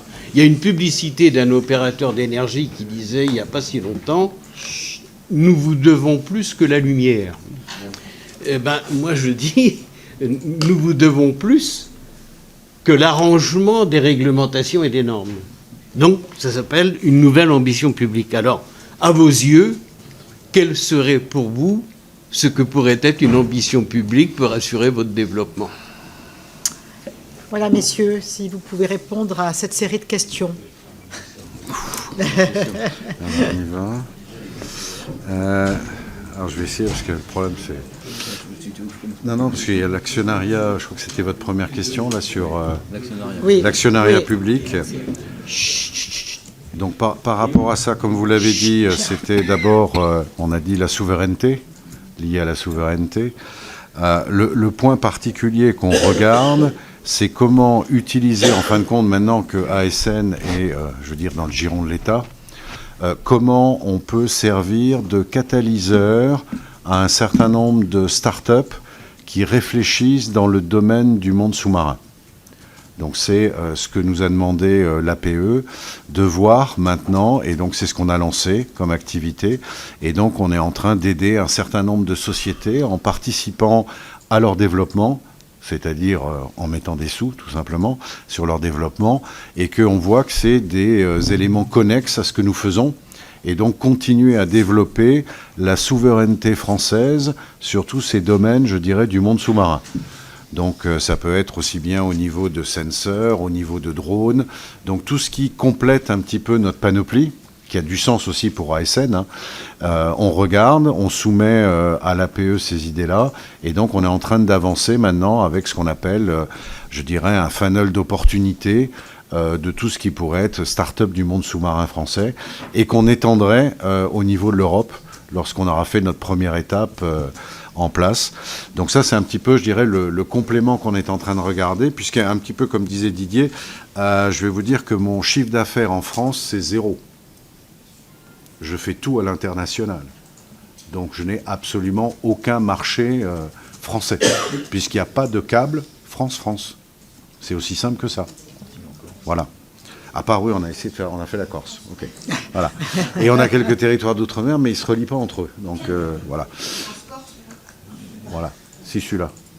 Mais complètement, on est tout à l'international. Donc ça, il faut bien le comprendre, basé sur ce que nous faisons. Après, je vais continuer, puis je te passerai la main. Donc, je vais continuer sur votre question. Il faut bien comprendre que si 99% du trafic mondial d'Internet passe par les câbles sous-marins, il y a une bonne raison.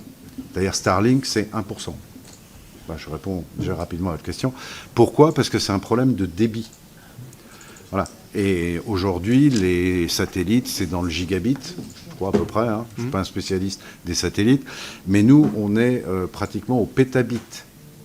Donc, je veux dire, on n'est plus du tout dans la même discussion. Et puis, quand ils vont faire un petit effort, eh ben, les GAFAM nous demandent de passer à 5 pétabits. Donc là, il n'y a même plus de discussion. Donc, il faut bien voir que le point majeur, c'est celui-là. C'est-à-dire, c'est quelle capacité on offre en temps réel. Donc, je veux dire, 1 pétabit par seconde, je ne sais pas si vous imaginez ce que c'est, mais c'est colossal, ce qu'on offre. Voilà. On a du mal à imaginer. Je ne sais pas comment vous le dire. Vous prenez le trafic de Netflix en Europe, en 1 seconde, on le fait passer comme ça, pour tous les abonnés. C'est énorme ce qu'on met en place. Et on nous demande encore d'en faire plus. Hein. Donc ça, c'est le premier point, donc qui explique. Votre deuxième point, qui était de dire pourquoi je réserve aux opérateurs, c'est parce que je suis un adepte de la concurrence, et que si les 3 grands fournisseurs mondiaux que nous sommes, nous privilégions les GAFAM, ça veut dire que petit à petit, il n'y aura plus de projets opérateurs. et le monde entier va devenir dépendant des réseaux des GAFAM. Or, nous pensons que dans le passé, ceux qui ont fait vivre l'activité, c'était les opérateurs. Les GAFAM, ils n'étaient pas là. Donc aujourd'hui, moi, ce que j'ai pris comme décision, c'est pour ça que je vous ai dit le 70-30, c'est en gros 70% de ma capacité est allouée aux projets GAFAM et 30% je l'ai réservé pour les projets opérateurs. Donc que ça soit Orange, Saudi Telecom, Etisalat, Telecom Italia. Donc on se garde, nous, de faire des projets purement opérateurs, puisqu'on pense que c'est quand même bien de garder cette diversité au niveau, je dirais, du marché mondial. Et aujourd'hui, si je prends mes deux autres concurrents américains et japonais, ils font pratiquement 95%, voire plus, avec les GAFAM. Ce qui fait qu'il y a peu de place pour les opérateurs, et donc les opérateurs viennent plutôt voir ASN, puisqu'ils savent qu'on a mis en place une politique un peu où on va leur donner, je ne dirais pas des quotas, mais une partie de notre capacité. On essaye de s'assurer qu'elle est allouée aux opérateurs. C'est pour ça qu'on fait des câbles aussi avec Orange, voilà, sur un certain nombre de sujets. On regarde aussi, bien entendu, les projets qui sont subventionnés par la Commission européenne, puisque je pense que c'est quand même bien que les subventions vont finalement à un fournisseur européen. Puisque la subvention, en fin de compte, et je vais revenir sur le modèle économique, ça sert surtout à payer la recherche et développement. Donc, si vous subventionnez en tant qu'Europe le fournisseur américain, vous n'êtes pas là pour aider la recherche et développement française ou européenne. Alors, c'est vrai que dans ce cas-là, c'est plutôt français, puisqu'on est tout seul, bon, il faut bien l'admettre. Donc, des fois, ça embête un peu la Commission européenne, parce qu'il n'y en a qu'un, c'est nous. Il n'y a pas franchement de choix à donner. Mais clairement, nous, ce qu'on dit, c'est qu'à partir du moment où il y a un support européen, ça devrait privilégier vous touchez du le crédit fournisseur. Impôt recherche aussi. Pardon ? Vous touchez du crédit impôt recherche aussi. Mais il faut voir que c'est très, très cher, ce que nous faisons. Oui, Pourquoi ? oui. Parce qu'un programme, si vous voulez, de R&D chez nous, c'est des fois, je discute avec Google et Meta, eux, ils font un petit feature et 3 semaines après, il est sur le réseau. Moi, je fais quelque chose, c'est disponible au bout de 4 ans. Donc, c'est 4 ans d'investissement, de thèse, de certification. Imaginez, des composants électroniques vont quand même dans une boîte à 8000 mètres de profondeur. Donc, avant qu'on puisse le faire et qu'on dise ça marche, ça coûte extrêmement cher en termes de tests et d'investissement. Donc voilà. Donc le modèle économique, chez nous, il est assez simple, si je puis dire. C'est, nous n'avons pas, je dirais, une rente sur le câble qui a été installé. Nous, ce que nous touchons, c'est jusqu'à la fin de l'installation du câble. Après, on passe au câble suivant. Donc en fin de compte, nous, notre modèle économique, c'est la rentabilité de la production. Donc clairement, le premier point chez ASN, c'est s'assurer que l'usine est bien chargée. C'est le premier point de fonctionnement d'ASN, c'est prendre l'activité de manière à assurer que l'usine tourne à plein rendement. À partir de ce moment-là, vous avez du câble produit, vous amenez vos bateaux et vous allez les poser. Donc c'est un cercle, je dirais, un petit peu vertueux de fonctionnement, mais nous, notre premier point, c'est de regarder la charge de l'usine. En termes de modèle économique, c'est notre premier point. Et donc, on doit aussi regarder, est-ce qu'il faut qu'on augmente les capacités de l'usine ? Aujourd'hui, on a la plus grande usine du monde de câbles sous-marins qui est à Calais. Mais clairement, on est en train de regarder notre production annuelle, les demandes du marché, et faut-il envisager, comme on l'a déjà fait en 2021, une nouvelle phase d'investissement à l'usine ? Pourquoi ? Parce qu'aujourd'hui, les délais pour les nouvelles machines sont à peu près de 2 ans et demi. Donc vous ne pouvez pas décider demain matin de dire « je veux 10 000 km de production de plus après-demain ». Donc conclusion, on est en train de regarder l'évolution du marché et donc ça va rejoindre votre première question. L'APE, donc on a fait notre board de fin d'année et nous nous sommes mis d'accord pour faire un nouvel investissement en termes de capacité à l'usine de Calais et à l'usine de Greenwich pour augmenter les capacités d'ASN pour le marché. Voilà, j'espère que j'ai répondu à votre question. Non, la rémunération, ma question c'était, je comprends bien la rémunération, c'est le prix. C'est le prix auquel, comme j'ai dit, je vous ai donné un exemple, j'ai dit qu'un projet transpacifique, donc on va le faire le plus simple possible, vous reliez le Japon aux États-Unis, c'est de l'ordre de 700 millions d'euros. Donc vous avez des étapes tout au long du projet, sur 4 années, nous allons être payés, je dirais, de 700 millions d'euros, et c'est notre seule rémunération. Il n'y en a pas d'autre. Après, tout ce qui est, je dirais, le trafic qui passe sur le câble, c'est du ressort de l'opérateur ou du GAFAM. Nous ne touchons absolument rien. Nous mettons en place le moyen de communication et après on passe au projet suivant. Les seuls points où je dirais où nous avons, comme vous dites dans le modèle économique, un complément, c'est si nous assurons la maintenance de cette région géographique comme Orange avec nos bateaux. Et à ce moment-là, oui, il y a des revenus complémentaires, mais qui sont dans le cadre de la maintenance et non plus dans l'installation du projet. Je passe la main. Donc je vais compléter les propos d'Alain par quelques petits points. Un premier petit point sur la différence satellite, câble sous-marin. Il y a ce qu'on appelle l'autre point. Il y a le débit, bien évidemment, qui est le point majeur de différence, mais vous avez la latence, qui est le délai de transmission des données. Et effectivement, vous avez cité un cas d'usage qui nécessite une latence la plus faible possible, la chirurgie à distance, etc. Donc rien ne vaut la fibre optique, et donc, mais de bout en bout. Il faut que depuis l'hôpital donc il faut que ça soit 100% fibre optique pour que ça marche au mieux. Donc et la latence est aussi importante pour des usages qui sont différents, de tout ce qui est financier, trading, haute fréquence, etc. Il y a beaucoup de gens qui cherchent à gagner une fraction de dixième de seconde dans la transmission de données et donc le câble sous-marin est évidemment la voie la plus efficace. Ce que je peux dire, alors, pour répondre à Madame sur les relations ASN Orange Marine. Les relations entre ASN et Orange Marine, elles sont multiformes et d'une manière générale, je peux dire, et j'espère que Alain ne me contredira pas, c'est qu'elles sont bonnes. Elles sont bonnes. Pourquoi elles sont bonnes? C'est parce que finalement, dans beaucoup de cas, nous avons une certaine complémentarité. Nous avons une complémentarité parce que Orange Marine, on est une filiale d'Orange, comme l'a dit Alain. Orange a besoin d'ASN pour faire certains de ses câbles. Et Orange continue à investir dans les câbles sous-marins. ASN, aujourd'hui, dans la situation actuelle, sur le marché de la pose, n'est pas en mesure de poser la totalité des câbles dont il assure la fabrication. Donc c'est une très bonne chose. Et donc ASN, régulièrement, fait appel à des navires d'Orange Marine pour poser des liaisons qui sont fabriquées par ASN. Donc nous pouvons agir soit en sous-traitance d'ASN, soit en co-traitance, c'est-à-dire que nous allons voir ensemble un client, et d'ailleurs on a signé un contrat la semaine dernière avec Telecom Italia, Sparkle, un très beau câble en Méditerranée, et nous disons au client, nous sommes responsables conjointement, et ASN assure la fabrication, Orange Marine assure la pose.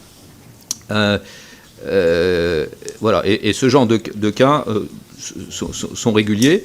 Et puis, par contre, c'est vrai que nous avons une activité en concurrence qui est la maintenance, mais uniquement dans l'Atlantique. Voilà, donc vous avez une activité localisée en concurrence. Effectivement, il y a des questions qui se posent, et non seulement entre ASN et Orange Marine, mais aussi de la part de nos clients, pour se dire, est-ce qu'une telle concurrence est souhaitable ou pas souhaitable? Parce que pour la maintenance, si vous avez 3 navires d'un côté, 3 navires de l'autre qui se font concurrence, si les 3 navires d'un côté sont occupés, même si les 3 navires de l'autre sont disponibles, ils n'interviendront pas pour réparer le câble s'il est sous contrat avec votre concurrent. Donc, pour la maintenance, cette concurrence, effectivement, n'est peut-être la meilleure solution, et nous sommes tout à fait ouverts, côté ASN et Orange Marine, on a commencé à discuter avec nos clients aussi, à envisager un nouveau modèle. Voilà.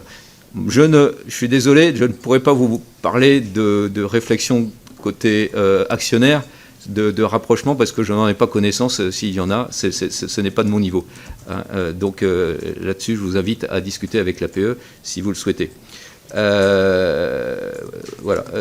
Quel autre... Oui, monsieur le sénateur, vous aviez une très très belle question sur quelle ambition publique pour l'activité des câbles sous-marins.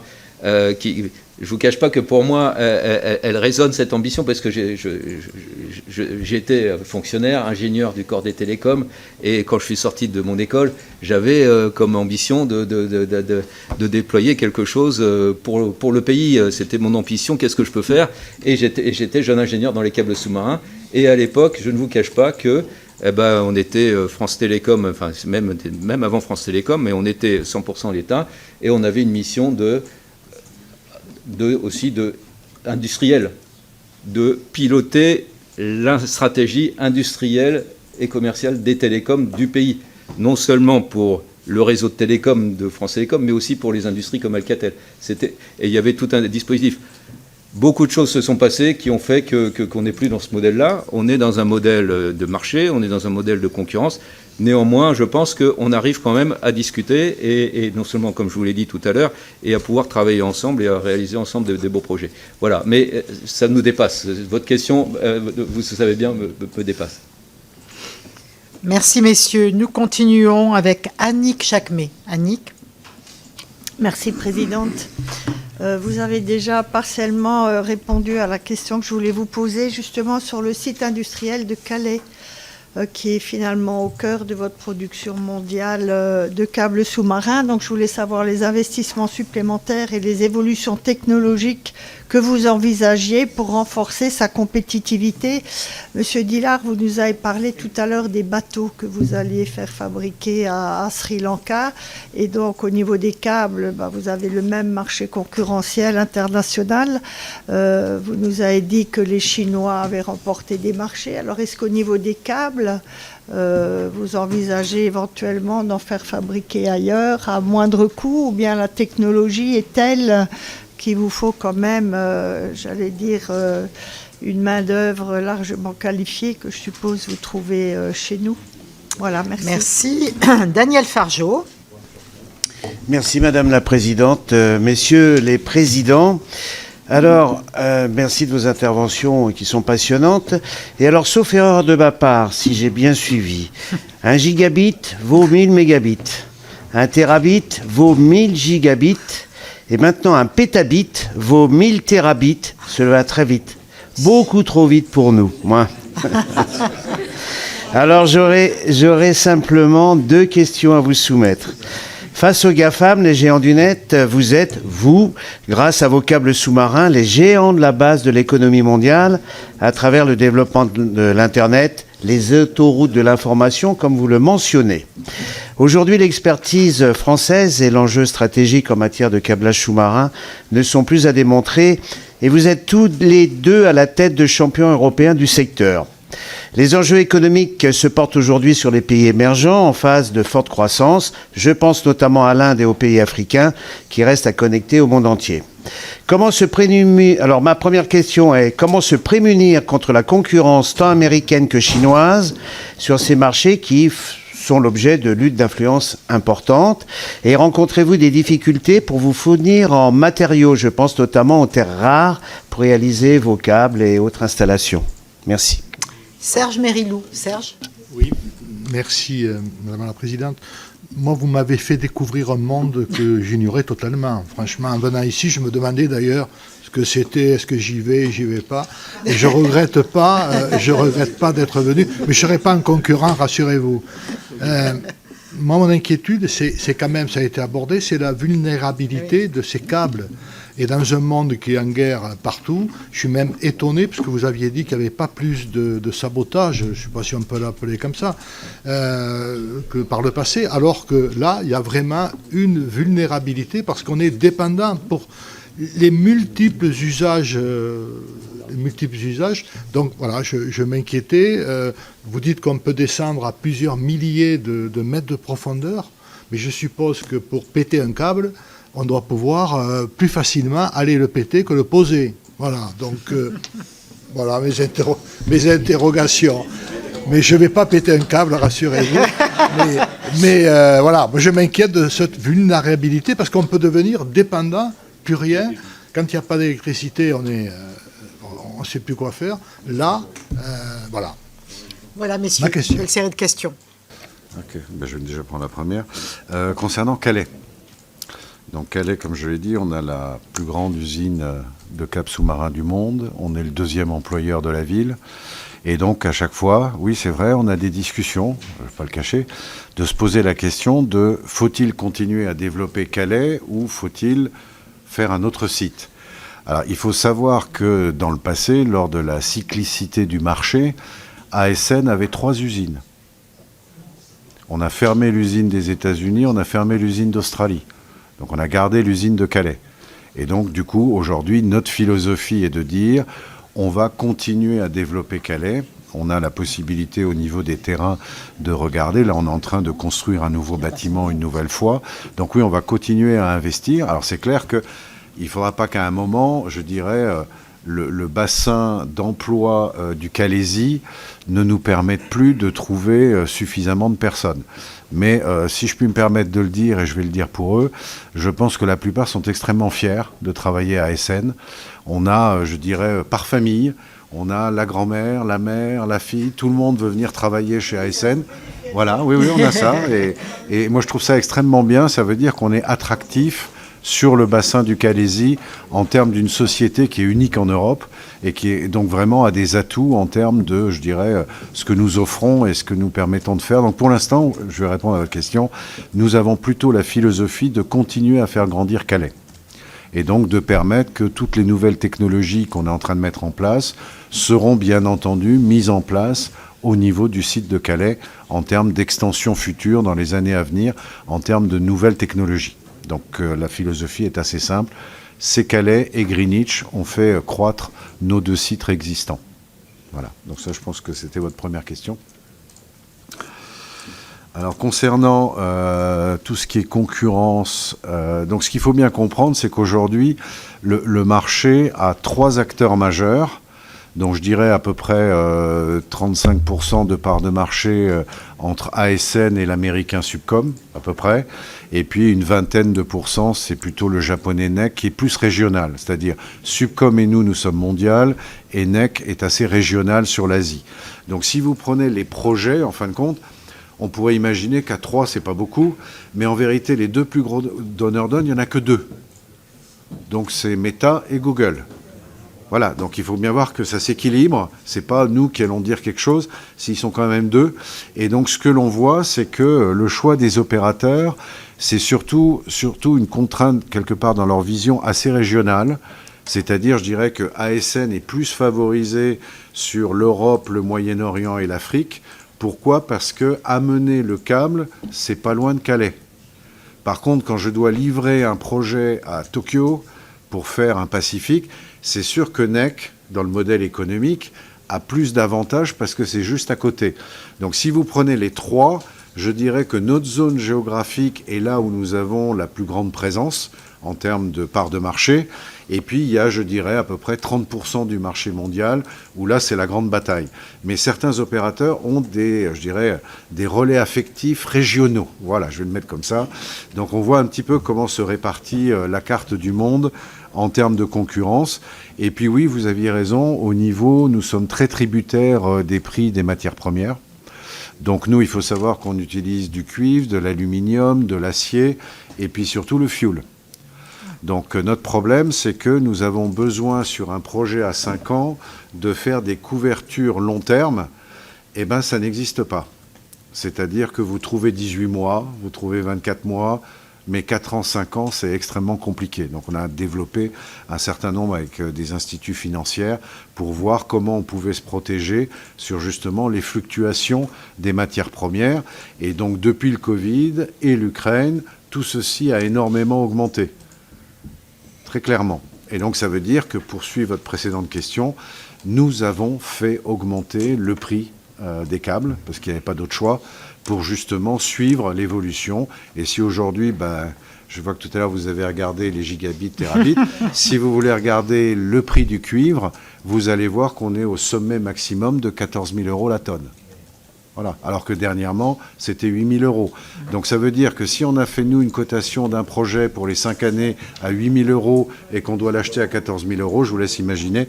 Donc on est très, très dépendant des fluctuations des matières premières en termes... Mais je dirais que ce n'est pas un élément plus concurrentiel qu'un autre, puisque les 3 fournisseurs font des câbles et donc ont les mêmes matières premières. Et je crois, pour conclure, nous n'avons pas de besoin direct de terres rares. Je ne sais plus qui a posé la question, c'était vous. Voilà. Donc non, ça c'est plus pour les téléphones, etc. Non, nous pas franchement. Et puis on a surtout regardé quels étaient nos fournisseurs majeurs de composants. Et donc il y a certains pays qu'on a évités. Voilà, je m'arrêterai là. Bon, je vais répondre au point sur la vulnérabilité des câbles. Vous avez raison, les câbles sous-marins fibre optique sont vulnérables, on ne s'en cache pas. Par contre, et c'est très très important, ils sont réparés facilement. Et donc, et non seulement techniquement, c'est pas si compliqué que ça, même si ça demande un savoir-faire assez unique que nos personnels ont, qui est rare. Évidemment, le savoir-faire est unique, mais en pratique, pour nous, c'est notre quotidien. Donc nous savons le faire. Et le dispositif existe, c'est-à-dire que les navires existent et sont là. Quand on regarde aujourd'hui le nombre de défauts qui sont constatés, qui sont à peu près stables, comme cela a été dit, eh bien, la flotte de maintenance qui est en face de ces défauts est tout à fait bien dimensionnée. Il est très rare qu'un défaut, surtout en Europe, surtout aux alentours de l'Europe, ça peut arriver dans des zones éloignées au large de l'Afrique, mais à proximité de l'Europe, il est très rare qu'il n'y ait pas un navire qui soit disponible très rapidement. S'il est pris sur une réparation, quelques jours après, il sera disponible.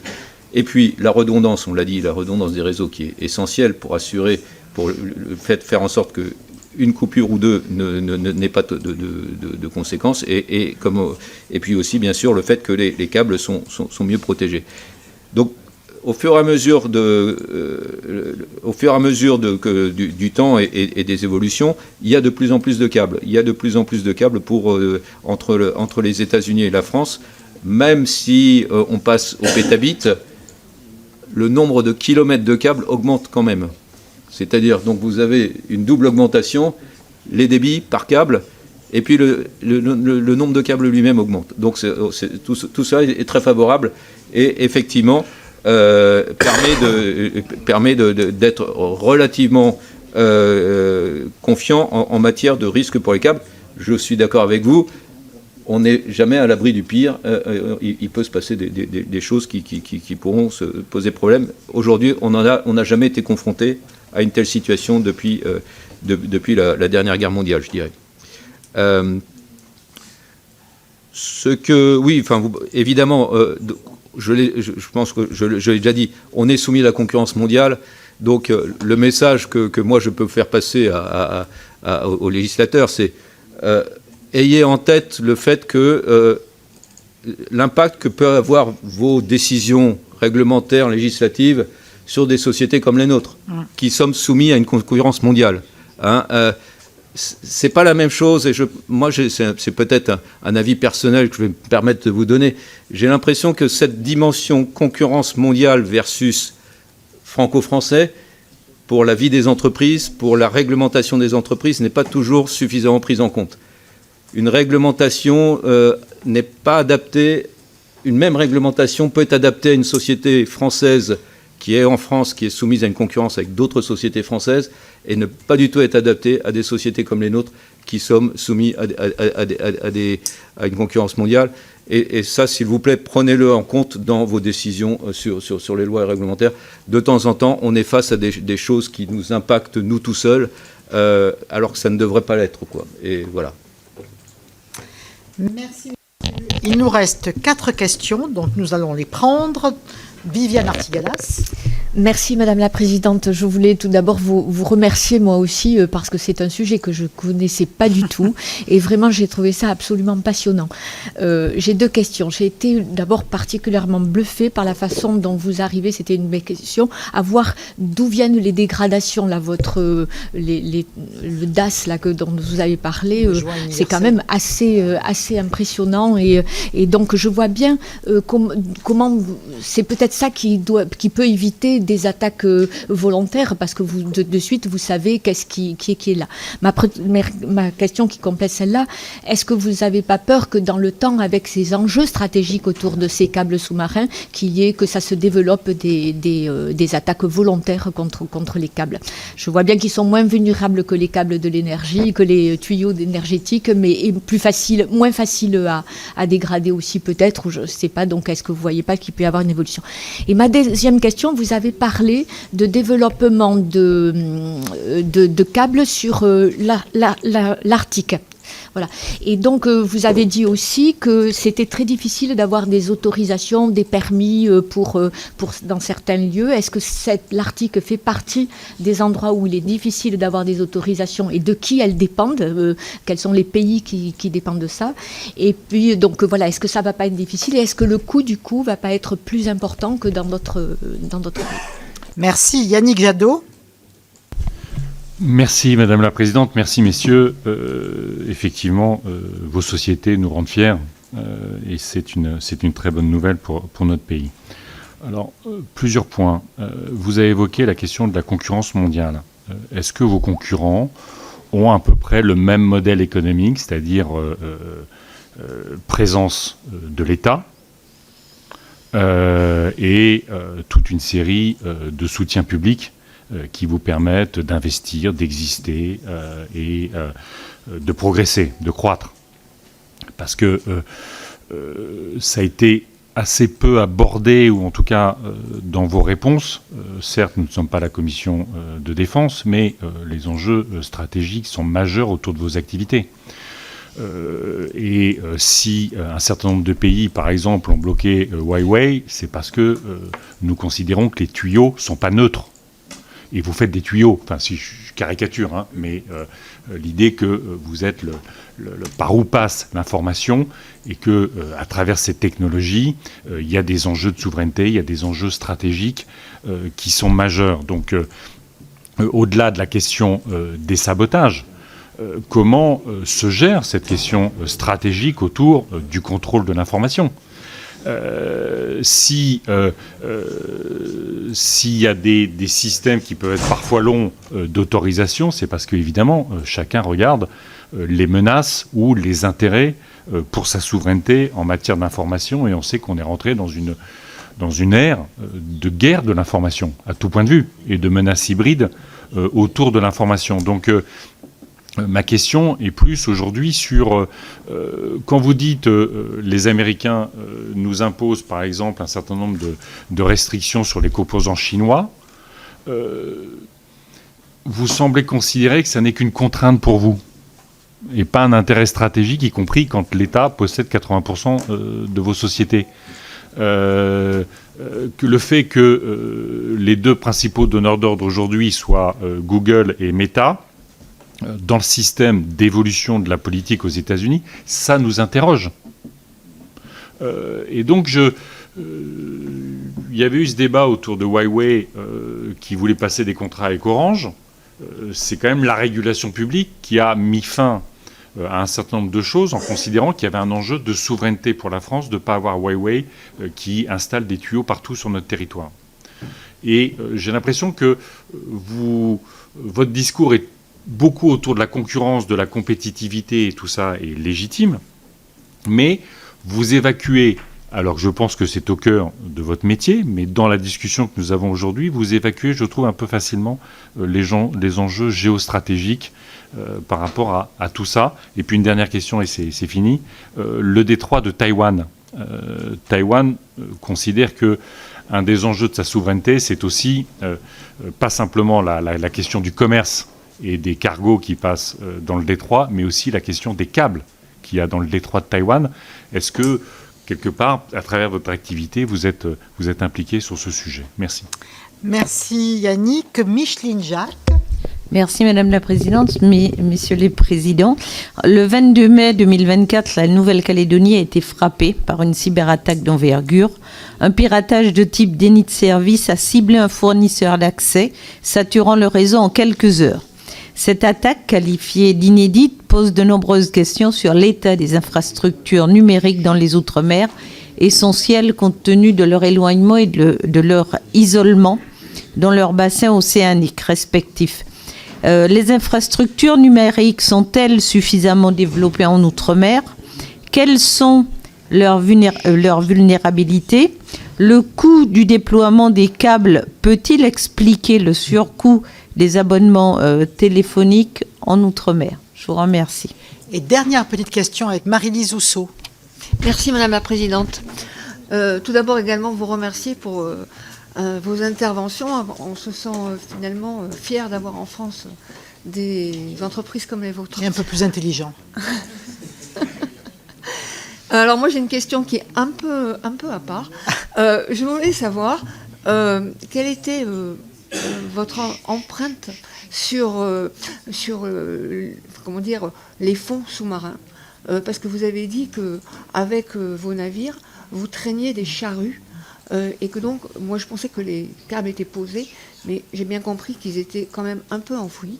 Et je voulais savoir si cette empreinte écologique, elle était prise en compte dans vos travaux, si elle était suivie, et notamment sur le plateau côtier, où c'est peut-être plus perceptible. Merci. Voilà, messieurs, c'est la fin de ces questions, mais elles sont encore extrêmement denses et importantes. Donc concernant, je sais pas, concernant donc l'Arctique, je crois qu'il y a une question sur l'Arctique. Donc l'Arctique, ce qu'il faut bien comprendre, c'est surtout les conditions météorologiques qui sont plus compliquées. C'est-à-dire que si vous voulez poser du câble en Arctique, vous avez une fenêtre d'ouverture de 3 mois. Donc comme ce trajet passera évidemment au nord du Canada, puisque le précédent projet était au nord de la Russie, mais tout a été arrêté. Donc du coup, on a rebasculé de l'autre côté. Donc c'est un projet qui fait Finlande-Japon en passant au nord du Canada. Donc c'est un projet qui va être extrêmement long, puisque d'abord, vous devez vérifier la route et vous avez les mêmes fenêtres météorologiques. Et le problème complémentaire, et si vous regardez, c'est les décisions qui sont actuellement prises au niveau de l'Europe, c'est que la seule façon de vérifier cette route est d'utiliser un brise-glace russe. C'est un problème. Donc du coup, la Suède et la Finlande se sont lancés dans la construction de brise-glace, puisqu'aujourd'hui, la majorité des brise-glaces sont russes. Donc c'est pour ça que ce projet qui a été initié il y a déjà quelques années va tout doucement, c'est-à-dire aujourd'hui, on a fait, je dirais, une reconnaissance de la route de la Finlande jusqu'à l'Islande, et on est en train de faire le Groenland. Mais la partie nord, on est bloqué parce qu'il faut avoir un certain nombre de moyens, et puis il faudra aussi qu'on ait des câbliers qui soient adaptés aux conditions arctiques. Donc ça aussi, on est en train de regarder ces sujets-là.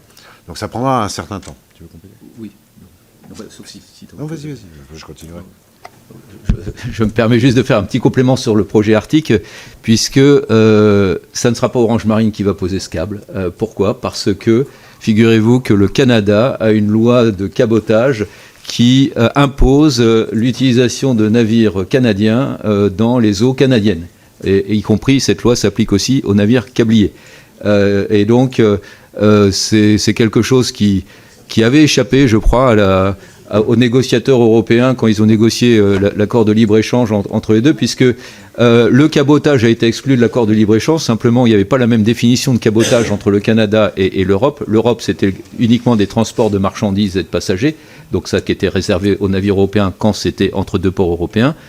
Et le Canada avait une définition beaucoup plus large, a toujours d'ailleurs, puisqu'elle inclut toute activité commerciale dans les eaux canadiennes. Toute activité commerciale dans les eaux canadiennes est réservée aux navires canadiens. Et donc, il y a quelques navires canadiens qui attendent que tout cela soit prêt pour pouvoir poser le câble dont on parle.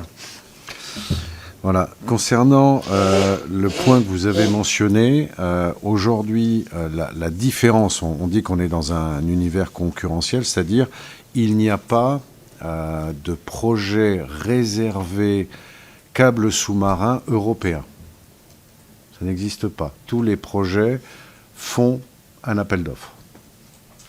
Par contre, il faut savoir que notre concurrent américain a un budget annuel du Pentagone pour poser des câbles militaires.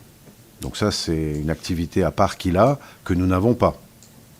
Et là, je ne pense pas qu'il y ait beaucoup d'appels d'offres. Et concernant le Japon, il y a ce qu'on appelle les appels d'offres de détection de tsunami qui sont directement alloués à NEC. Donc on voit bien que de chaque côté, il y a ce que vous avez mentionné, je dirais, une allocation publique directement à un fournisseur. Et quand nous prenons notre marché européen, il n'y a pas d'équivalent en Europe de marché qui nous serait directement alloué dans le cadre de nos activités. Voilà, donc je pense que j'ai... essayer de montrer un petit peu la différence. Donc c'est vrai que nous, on est vraiment soumis à du concurrentiel sur la totalité de notre activité et il n'y a pas d'activité, si je pourrais dire, complémentaire. Voilà. Si je peux me permettre, à la fin, parce qu'il y a la règle, et puis il y a comment à la fin qui gagne les appels d'offres. Est-ce que sur tout ce qui concerne le marché européen, est-ce que vous vous sentez maltraité à la fin? Alors, je vais répondre assez simplement. Je dirais qu'il y a eu une énorme évolution dans les années passées. Et on voit maintenant que lorsqu'il y a un financement européen, il y a, je dirais, une poussée côté fournisseur européen qui est notable. Voilà. Donc une énorme avancée par rapport à ce que je dirais il y a 6 ans ou 7 ans, où là on était un peu dans le libre-échange. Voilà, mais ce n'était pas totalement partagé mondialement. Voilà. Et, tu veux compléter ? Je rejoins ce que dit Alain, mais il convient toujours d'être vigilant. Il convient toujours d'être vigilant, puisqu'il me semble, mais j'attends d'avoir des confirmations, qu'il y a un projet qui bénéficiera d'une subvention européenne, comme je vous l'ai dit, qui sera posé par un navire chinois. Voilà. Donc c'est quelque chose qui, moi, me paraît assez anormal. Ah oui. Mais on attend pour le voir, c'est peut-être pas sûr. Oui. Et alors après, pour répondre à votre point, donc Taïwan, je crois que vous avez mentionné Taïwan. Donc nous, on a la chance, on fait la maintenance du Pacifique Nord. Donc le bateau d'ASN est basé à Taïwan. Donc on est déjà intervenu justement pour réparer les câbles de Taïwan. Voilà. Donc ça, c'est ce que nous offrons nous, puisque nous avons le Pacifique Nord et le dépôt est à Taïwan. Donc on est directement, je dirais, proche des activités qui ont eu lieu dernièrement et donc de pouvoir faire les réparations. Je ne sais pas si ça répond à votre question, mais oui, nous suivons et nous sommes impliqués. Concernant je dirais, alors je vais passer peut-être à l'empreinte écologique, je crois que c'était votre question, et après je reviendrai, je vais tourner. Donc nous, ce qu'on a fait, c'est qu'il y a plusieurs sujets. Donc le premier point, c'est que les câbles restent à peu près 25-30 ans dans l'eau. Donc on a démontré que lorsqu'on les relevait, ce qui est arrivé dernièrement, il n'y avait absolument aucune dégradation du câble. Donc c'est-à-dire il ne va pas s'effilocher, on ne va pas polluer. Donc clairement, là-dessus, on a pu démontrer que ce qu'on avait mis au fond de l'eau n'altérait pas, en fin de compte, l'environnement. Lorsqu'on fait la pause, on est dans l'obligation de faire toutes les études écologiques, zones marines, pour comprendre l'impact sur l'environnement. Donc ça fait aussi partie. Et ce qu'on a décidé de faire en tant qu'ASN, c'est d'avoir notre rôle dans ce que moi j'appelle le changement climatique. Et donc nous avons inventé un nouveau produit qui est disponible, puisque le premier projet qu'il va avoir, c'est le Portugal qui va l'avoir. On va avoir des capteurs, donc qui va permettre de connaître la température, la salinité, les tremblements de terre, les tsunamis et la pression au niveau d'une boîte, qui va émettre des données pour la communauté scientifique pour les 25 années qui viennent, et donc leur permettre de créer en fin de compte des databases qui n'existent pas aujourd'hui. C'est-à-dire aujourd'hui, vous demandez à quelqu'un à 8000 mètres de profondeur, c'est quoi la température de l'Atlantique? Eh bien on ne le sait pas. Par contre, on connaît mieux la Lune qu'on connaît la mer. Ça, c'est clair.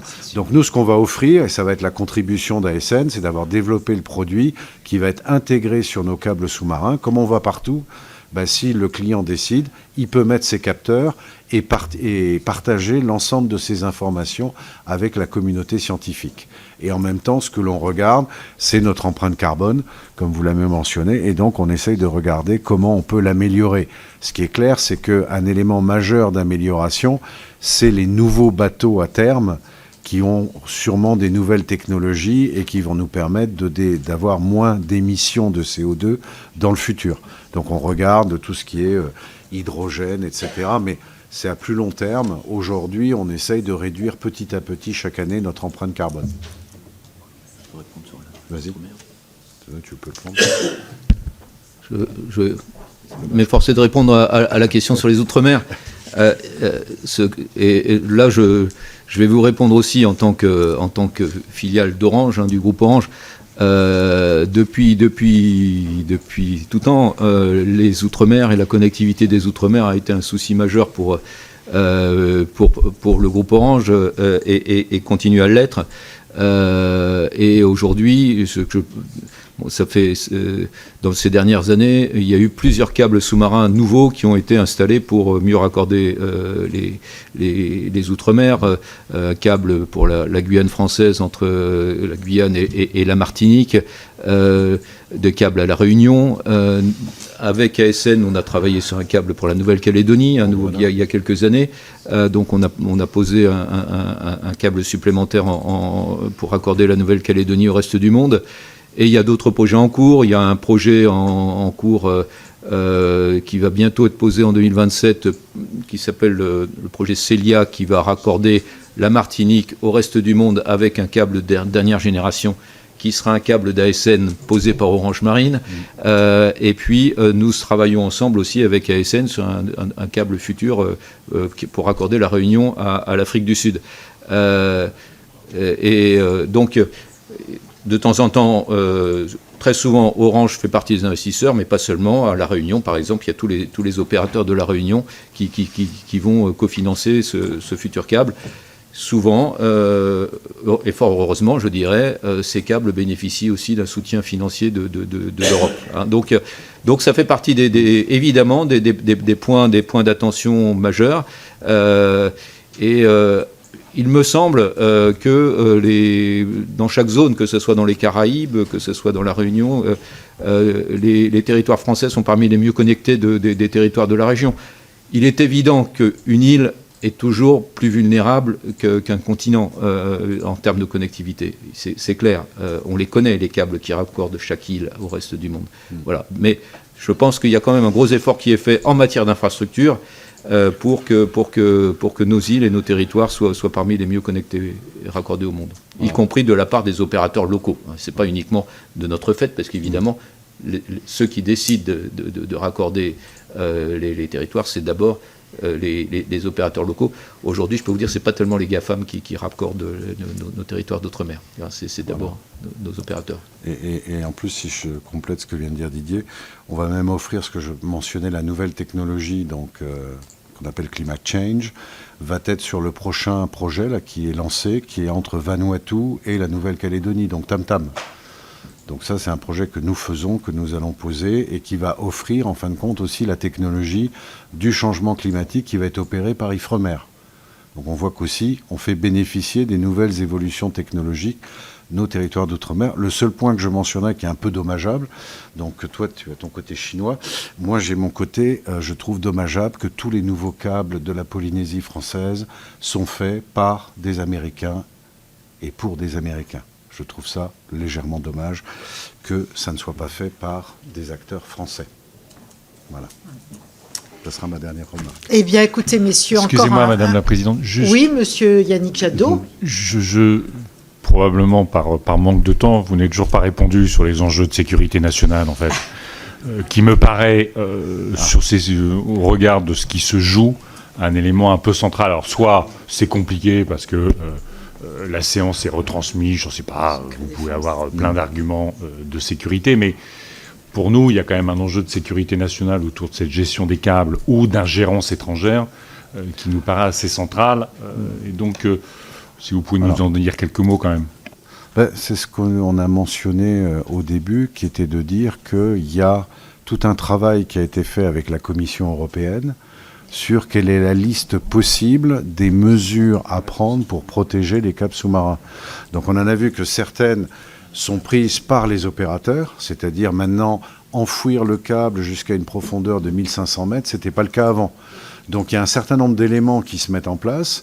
Il y a la surveillance et, je dirais, le monitoring temps réel des câbles pour pouvoir avoir des alertes immédiates avec des stations de drones. Donc on a contribué, nous, à exposer les différentes solutions possibles, y compris comment sécuriser une station d'atterrage, et puis surtout la notion de cybersécurité, d'accès du réseau. Donc nous, ce qu'on peut faire, c'est aider la Commission avec un élément technologique de qu'est-ce qui est disponible. Ils ont émis dans un document des recommandations, mais aujourd'hui, ce ne sont pas des obligations. À ma connaissance, alors je ne suis pas un expert, mais je pense qu'il y a un mois, l'Italie a voté des lois qui vont forcer les opérateurs de télécom à faire des éléments particuliers de protection sur leurs câbles. Donc, c'est-à-dire l'appropriation des recommandations et de les transformer en obligations. Je pense que le même sujet est regardé par l'État français, de voir comment on va s'approprier l'ensemble de ces recommandations. Nous, ce qu'on a dit, c'est des solutions techniques qui sont disponibles. Aujourd'hui, si l'opérateur ne veut pas, il n'est pas obligé. Est-ce que maintenant, comme le fait l'Italie, on va le transformer en une obligation? Si vous voulez faire atterrir un câble en France, vous devrez justifier d'avoir mis un certain nombre d'éléments de protection sur ce câble. Voilà. Ça vous convient, Monsieur Jadot? Bien, très bien. Eh bien, écoutez, voilà, vraiment du fond du cœur et au nom de l'ensemble des commissaires de la Commission des affaires économiques, un grand merci, messieurs, pour l'intérêt de l'audition passionnante, où on a tous appris quelque chose. Beaucoup, un peu moins pour certains, je pense à Anne-Catherine ou à Patrick, mais quand même, je pense qu'eux aussi ont appris beaucoup à travers vos interventions. Et puis pour la qualité de vos interventions, parce que vous maîtrisez parfaitement les sujets, sans notes, tout dans votre tête, et avec quand même une pédagogie et une vulgarisation et une fluidité qui véritablement, pour nous qui étions quand même des béotiens pour la plupart d'entre nous, voilà, c'est plus facile d'accès. Merci, et on vous souhaite bien évidemment de continuer à exceller dans vos activités, parce que bon, voilà, c'est vraiment une question de souveraineté pour notre pays. On en a bien besoin par les temps qui courent, quand on voit combien la souveraineté dans d'autres secteurs, elle est malheureusement de plus en plus attaquée, et tant mieux. Et puis vous êtes aussi voilà, vigilant, parce qu'on a bien compris que vous êtes dans un monde concurrentiel et que la concurrence est particulièrement féroce. Merci et bonne continuation à vous. Merci beaucoup, messieurs. Quelques instants encore, s'il vous plaît. Vous pouvez soutenir la chaîne Hémicycle en utilisant le bouton « Rejoindre » qui se trouve sous la vidéo pour un abonnement sans engagement à 2,99 € par mois. Vous pouvez également utiliser le bouton « Merci » pour un soutien ponctuel. Votre aide nous permet de financer les nombreuses heures de recherche, le travail éditorial et de mettre en lumière des séquences que les grands médias ne montrent pas toujours. Merci pour votre soutien.